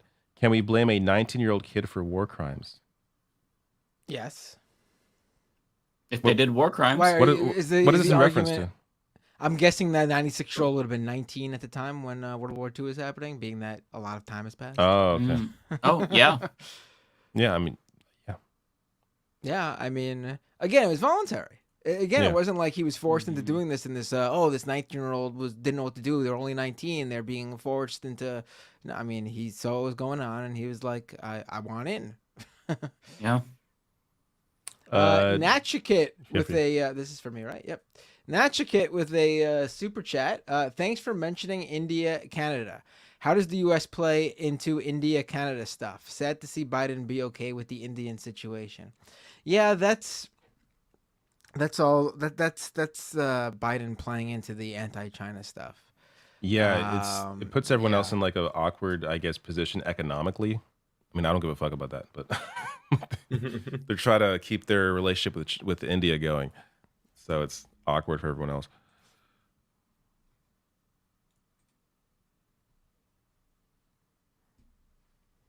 Lawn Gnomes, $5 super chat. Question for the whole crew. So many great video games this year. What are the top 3 so far for your game of the year? I'm glad you asked that because I've kept a running list. This is the first. I'm not sure why I haven't done this in the past, but I for need the first to do time that. ever, I've kept a list of every game I've played, what day I started playing it, what day Really? I beat the game, yeah. If I beat the game. I like that, actually. I need to do this. Let me find my. So right now, and this is a spoiler for my future video on my David Dole channel, which I don't use often, but I will for random gaming stuff. Right now, I have Zelda Tears of the Kingdom at number 1. I have a Dead Space remake at number 2. Oh, wow. And I have Sea of Stars at number 3. Wow. There you go. That's my top 3 right now. Did Ragnarok come out this year? God of War? That was last was year. last year. That was my game of the year this year. Yeah, that's my game of the year this year. What's your 3, Lance? Well, that's it. That's the one I played this year that I had time to finish that I loved. But I guess I didn't know it was a year old. Oh, yeah. So for me, mine, of course, is Zelda Tears of the Kingdom. That might just be my favorite game of all time, honestly. I loved it so much. It's really good. Yeah. My number 2 is Resident Evil 4 Remake. Very, very good game. And my number 3, honestly, it's probably going to be Spider-Man when it comes out. But for now, it's a tie between Pikmin 4 and Lies of P. Diablo 4, also really good. Oh, right. I haven't tried that, though. But Pikmin 4 is really good. Lies of P, I haven't gone back since I kept dying on that second boss. So the more that I've played, I've realized that it's probably one of the harder Souls games. Probably really nearly as hard as Sekiro. Although they just nerfed some of the bosses, not on the Game Pass update, so I'm waiting for that. And they made it easier for you to level up your carrying capacity. But yeah, fantastic! It's actually I'll return to it then. Yeah, it's get the update and then give it another try. There were people online that scared the shit out of me. There was a post on Reddit that was like, hey, I finally, after 16 hours, I beat this boss. I'm like, what the fuck? And so I was like really nervous. I beat it in 2 tries. But then other bosses before that one that nobody struggled with, I struggled with. Like there was the bishop. It's like this big fucking blob thing that does decay damage to your swords. I was so pissed off. It took me 2 hours to beat it. It was really, really difficult. But I'm more comfortable with my build now. That's not fun for me. I don't know. Like, I don't mind dying a couple times and being like, okay, now I figured it out. But like beating a boss and being like thankful that you got lucky and beat the boss. Like, I don't know. That's not all that fun to me personally. So no, it's frustrating. I love the whole atmosphere of the game. Like everything. I love everything about it. But when it comes to the difficulty, it's just so much a waste of time for me. I've been playing a lot of Cyberpunk since they updated it, and holy shit, I'm actually liking the game now. When it first came out, I played. When it first hit discount, I got it because I was curious. I played like 6 hours. I couldn't really get into it. But the update, like to me, it now feels like a modern. It's like Grand Theft Auto with deep RPG elements. Really, like that's how I'm like the cars drive way better. Like I drive the cars in third person, so it feels like Grand Theft Auto. It's a really good game, and there are so many things you can do in the world. Like all the side quests are fun too. So yeah, I'm spending a lot of time on that. Bender, you never gave us your top 3. Fortnite. Is that? That's pretty much all I play. Yeah, that's it. Yeah. Fortnite, Wordle. David, I'm surprised you haven't checked out Canadian MP Simulator yet. Why would that be a game? The Nazi clapping simulation in the. I feel like you have a better line than that. What the? Yeah, that's not your best. No, that's not your best work. Not your best work. Tried it. It was off the top of my head. I wasn't expecting you to ask me what my favorite video game was. For me, La-di-da-da, $5 super chat. Thank you. Says, did you see Rokana is streaming with Destiny tomorrow? You guys need to hang out with white supremacists like Destiny to get on Dem streams. Emma Vigland is streaming with him too on a separate stream. I was gonna say, of all the things you can streaming, like he's gonna be on the show, like getting interview? a whole bunch of people to like do canvassing should really be one of them. I mean, just absolutely. If that's the whole purpose of this is to get people out to vote, what is there to criticize there? Like criticize the stakes, criticize other shit he's done, but like objectively. Also, I think Rokana probably would like he's someone who's open to being on anybody's show. Like he's not really. He's a hard been on get. my show multiple times. There you go. Yes, you know. I think he messaged him or someone on his team messaged me to be on the show, and I just I didn't answer the email. Not that I don't like him, but I don't like doing interviews. They're always weird. David ghosting politicians. That's a badass move. I don't respond. The emails I get, I don't respond to any emails. I don't like responding to email. Every fucking email I don't answer that the I have. phone. I'm very anti-social. I feel that. Yeah. Every email now is one of these. Hey, love the channel, great work. Do you want to sponsor this, sponsor that? Because my views are good. I Lately, know. so I get that shit too. I can't unsubscribe from all many. of them. It's driving me fucking nuts. It's like, take a fucking hint. No, I don't want to promote Magic Spoon, even though I do like it. It's delicious. I don't want it. Stop. Or stop. A lot of it's like MCNs. Want to join our media network? It's like, no, I don't want it. You just want to do that to steal my money. Get the fuck out of here. Right. I just got out of one. Yeah, you just got out of one. No, there's it's emails obnoxious. are too much. I'm over emails. Yeah, I don't bother anymore. T King, $5. Mike, I need more beard and mustache tips. Growing mine now. Should I wax and brush it or trim it when it gets in the way? Well, you should definitely keep it cleanly because if you have a very messy beard, it looks gross and it will be gross. Like if you don't trim your mustache, then it's going to be nasty when you eat and you're going to smell. So you've got to keep it clean. Also, if you're trying to grow it out, it sounds counterproductive, but trimming it actually makes it look more full because if it starts to grow out, you could see like it looks more ratty looking. And so you got to keep it like nice and tight. Right. So, yeah. Also get one of those brushes. It's like a fucking circle and it's very thick. Brush with that. It's very good. Very good. I highly recommend it. Just like search for beard brush and there'll be like a million different versions that come up on whatever website. I would highly recommend that. Archangel, $10 super chat. Much appreciated. Says, I am in the Army and we have been talking at work about the shutdown. I work at Forscom at Fort Liberty and our building will be empty next week if the government shuts down. More civilians than Army work here. Yeah, it's going to impact a lot. Summer, I think, in Summerlee when she was talking to the committee about this, I think it's like over 200,000 people are going to like not have paychecks because of this. So yeah. Yeah, it's going to affect so many people for no reason, for no good reason. Wormser with a $10 super chat. Thank you so much. We need a decision. Would gay space? We need a decision. Would gay space werewolves with a colony on the light side of the moon serve an imminent threat that might unite humanity? Nuke the moon or attack during an eclipse? Probably don't want to nuke the moon, right? Yeah. Yeah. Then there Doesn't goes. sound like a good idea. No.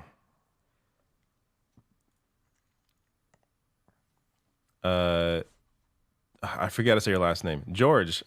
Was it Arit? I think it was Arit or Arit. George, $2 super chat. Thank you. Says R as in glare. I meant that's my fault. Oh, glare. Arit. George Arit. There we go. I got it. Thank you. Narrator, $10 super chat. Thank you so much. Says you don't go from Occupy Wall Street to Red Scare fear-mongering without some self-awareness that your soul is bought and paid for. Is that Russell Brand? Who are you talking about? Who is referencing? The problem, Tim Pool is what I'm thinking. I was thinking Russell But Brand. we weren't even talking Could about be him, both. No, we weren't. It could be anybody though. It could be Red both, Scare fear-mongering sounds more liberal, does it not? No. I don't know. Conservatives do that all the time. Yeah, that's Neocons do true. that Yeah, it's Tim nonstop. Pool. Yeah. Fly Chopper Fly, $2. Thank you. Says as many said, Jank born in Turkey, so not eligible? Question mark. I have seen some questions as to how enforceable that is. Ted Cruz was born in Canada. He ran for president. Like, you know. Does anyone know if Jank is eligible to run for president? If you know, please send me a super chat and mention it. Honestly, though, if that was ever going to be challenged, then Arnold Schwarzenegger would have done it because he was the governor of California and really wanted to run for president, but he couldn't. Why did Ted Cruz run then? He was born Or in. how? He was born in He was Canada. born in Alberta, wasn't he? Yeah. I think he was born on a. I think he was born on a. Was he born on a military base? Oh, okay. Was he? Interesting. I didn't know that.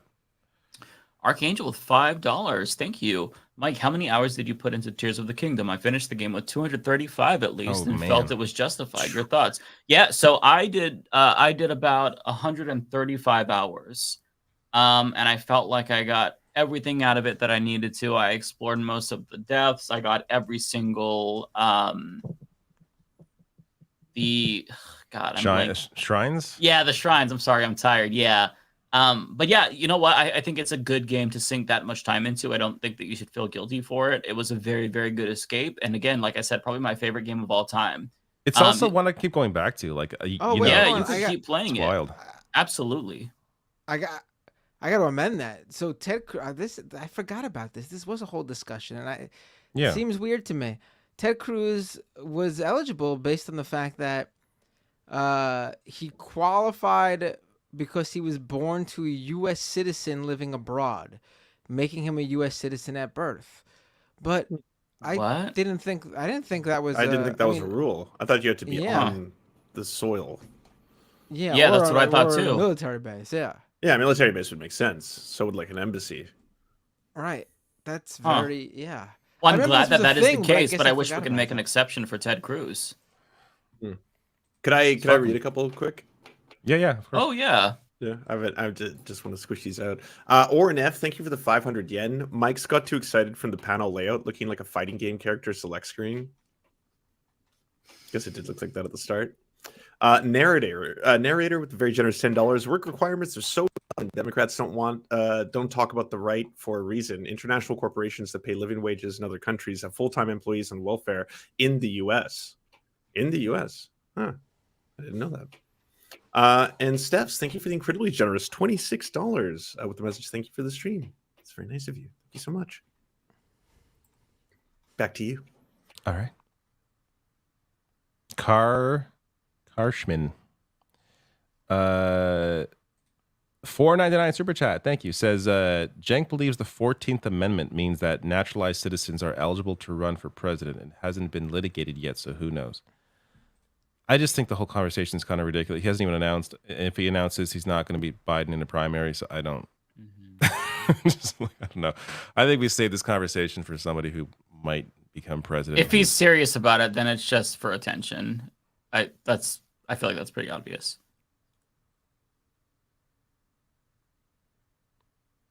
Oh, me again. Green Lantern, £4.99. Good morning, guys, from the UK. Good morning. Morning. I can't tell if that's saying good morning, guys, from the UK, as in they're from the UK, or good morning, guys, from the UK. I think it's the 8 hours. We are all in the UK. This one's for me, Ford8484 with $5. Thank you, Ford. I know Pac-Man isn't as left per se. He's probably more like social democrat, but I agree with that. He's not as left as us, probably. But we'd love to see Kyle and Pac-Man at the same time on the show. They are the OGs. That would be fun. I think that would be fun. If you guys have the contacts, bring them on. Yeah. I have Kyle. I mean, David and I can get Kyle on. I don't know if anybody else has Pac-Man. Yeah, Kyle, do it. I feel like Pac-Man and Kyle at the same time. It's like it's too much. There's no point having both of like these large people on at the same time. Yeah, right. Exactly. You want time with each of them. You don't want to like split their time. And Matt Binder wants to go to war with Pac-Man, and I don't want that smoke. Go to war with him. I have no problem with that. What I was going to say is I don't know if Pac-Man would want to do the show. You know, I don't think he would want to do the show personally. I think he would do it. He's got no. I think he's good. He doesn't want. He goes on every show. I think he would do it. Yeah, absolutely. He goes on every right. He interviewed Dennis Prager the other day. Yeah. Yeah, he went on Jesse Lee Peterson's show. He would do it for sure. Yeah, to like but those to are destroy them. Yeah, that's all content farming for. Not saying that's I'm gonna get in trouble again. But that's all. See, this is why. That's for Blame content Matt. though. Coming on this show, there would be nothing for him to clip for his own, like, you know what I mean? Like, it would just, but yeah, what am I? Me and Mike Figueredo both. Do you guys have beef that I don't know? Me and Mike Figueredo both bought his children's book, so he better come on the show. That's true. Yeah, that's true. Which I was gonna. I still plan to give that to my niece and my nephew. I just haven't seen them in a while, so I will give that book to them because I think it's good. I want them to have critical thinking skills. I think that'd be great. Duke of Brad. Oh my God, I did it again. 199. Mike, you called me Duke of Bree, dirty mind. Brad. I'm so tired. I'm sorry. Yeah, that is funny. Got Elon Musk's fetish. Oh, damn. JCast $2 super chat. Reminder from yesterday. Pence eats that ass. He does. Not wrong. I go to bed every night. I had forgotten about that until I bang a teacher every night. Teacher. Yeah. 30 years. Yeah, I bang her every night. That was so weird. The way that he said it, I'm sleeping with a teacher. I slept with a teacher for 30 years. Like, okay. Yeah, I was like, that's weird. Kowalski with the super chat. Oh, he's okay. We're going back to this Ukrainian Nazi who. Okay, you volunteer or you die. You're 17 years old. Choose. You run away. All right. I mean, honestly, I think most people would probably volunteer if they're going to die. You know what I mean? Like, I'd volunteer, infiltrate, and kill Hitler. That's what I do. No, but let me look at it honestly. Seriously though, if that was the situation, and it's not something that you were ideologically aligned with, and it was just for your own, survival, would you go out there and accept applause for what you are ostensibly ashamed of having done?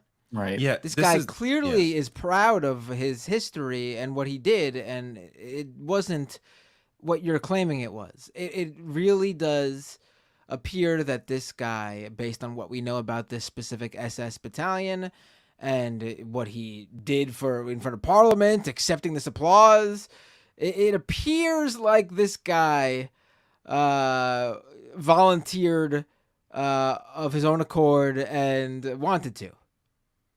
Also, for me, it's less about him individually. It's more about the fact that this guy wasn't vetted.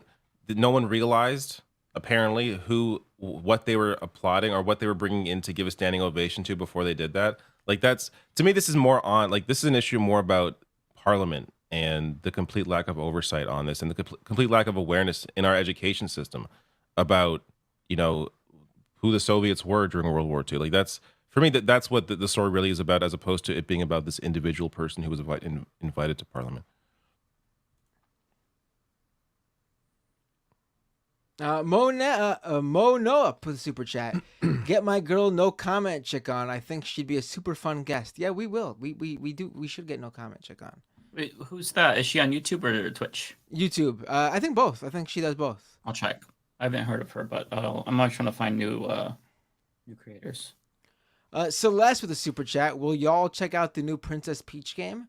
Oh, I didn't know there's gonna be a new Princess Peach game. Is she? The new does she Mario have game was superpower? fucking amazing. Yeah, that's what the reference is. We should stream that. I would stream totally that. down. Oh yeah, it looks definitely. so much fun. Yeah, Super It looks Mario awesome. Wonder? Let's do it. It's It's 4 4 players. players. So much fun. That's right. I'm I forgot 100% about that. 4 players? Yeah, it's It 4 is 4 players players online. Oh, we gotta play. We gotta do that. Yeah, Let's do it. David and I did a Mario stream before. We It was did. so much fun. It was a lot of fun. Yeah. It Yeah. was super fun. I mean, we should do that.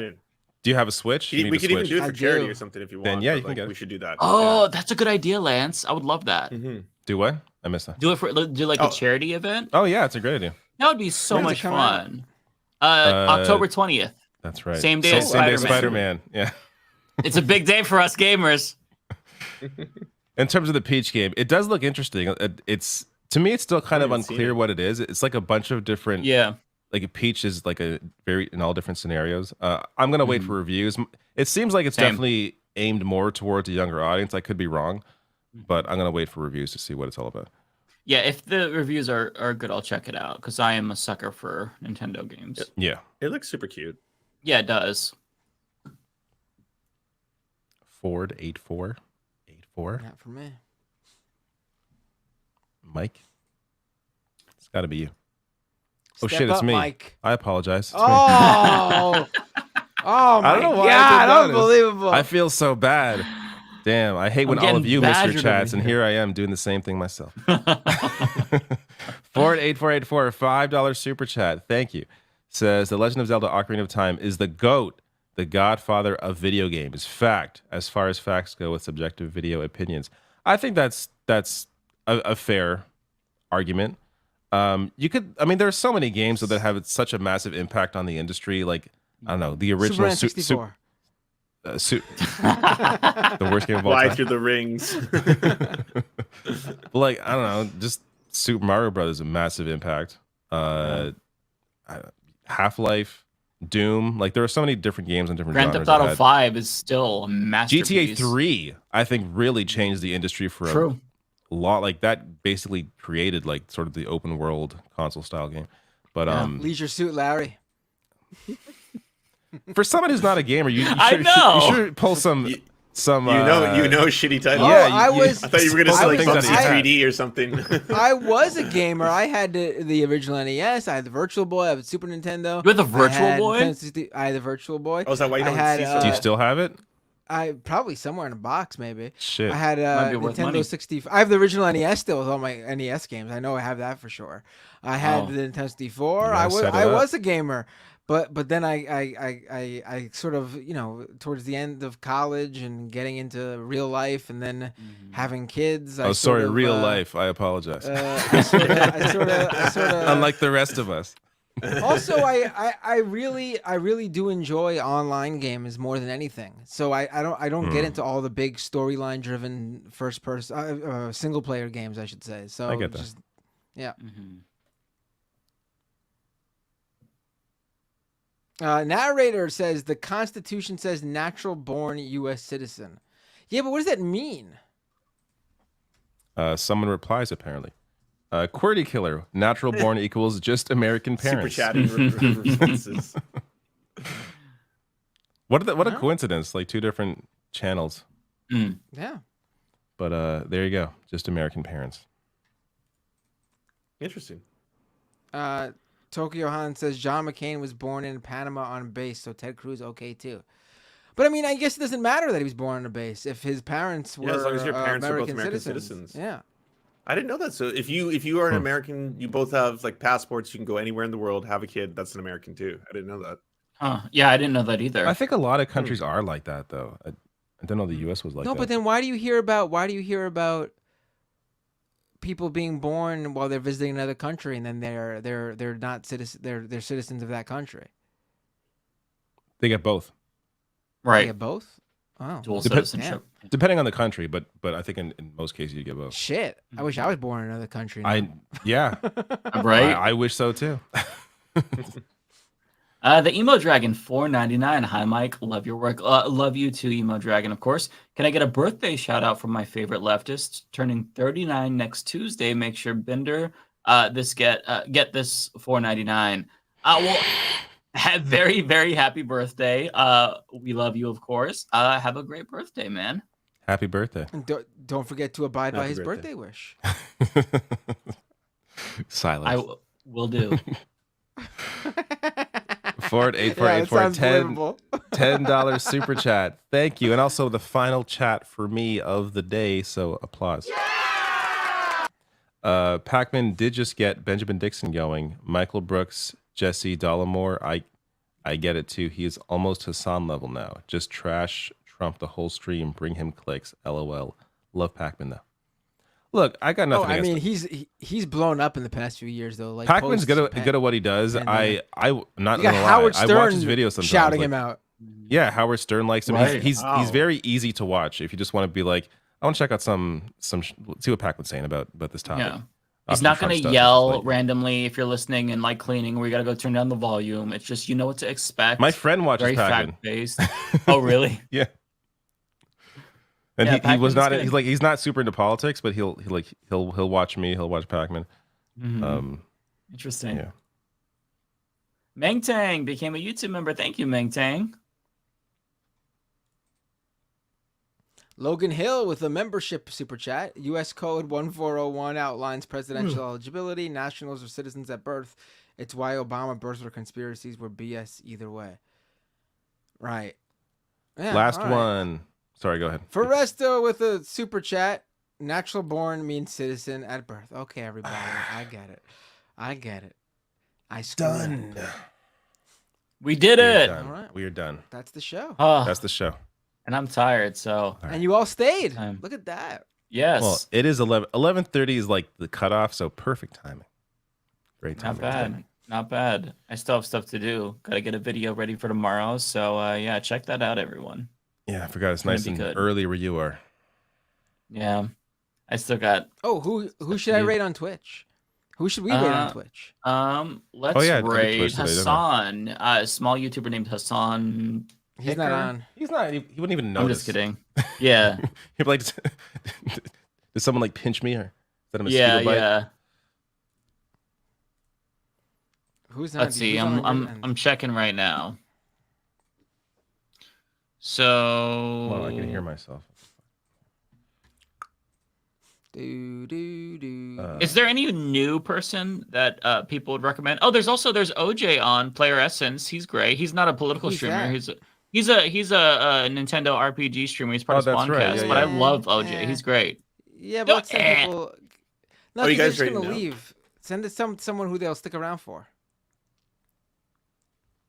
Who will they The stick prof around for? says Binder about to start calls. You're Binder, that's true. Yeah. No, I'm not gonna do calls. It's time for me to go to bed too. Yeah, I'm so tired this time I don't know why I'm tired this Okay, stream. I'm not rating We anybody. did too bad. You don't have anyone on your list? Just take No one's on too your damn list? long. Yeah. But who's on All your right, list? No one's bye on your everybody. list. I love you. On my list. Take I'll care. see you for the next one. What list? Like you don't have a raid channel list? I was There's a waiting to raid see who channel you guys- list. What the hell's a raid Yeah. channel list? Go to I Twitch. Go to your dashboard. Go to Oh, your I dashboard. don't care that Yes, much. I'm in there. Go under the video. There's like a little parachute logo that says raid channel when you highlight it. Click that, and it gives you a list of the channels you follow that are currently online to raid. Oh, I got Humanist Report and Mob J Sachs. I don't know who that is. Well, thanks for all your help. I have a Mosey Goat on right now. Are you familiar with Mosey Goat? Mm-mm. No, how to spell that? HOMOZYGOAT. Okay, I'm All right, clicking that raid. works. All right, ready? Yeah.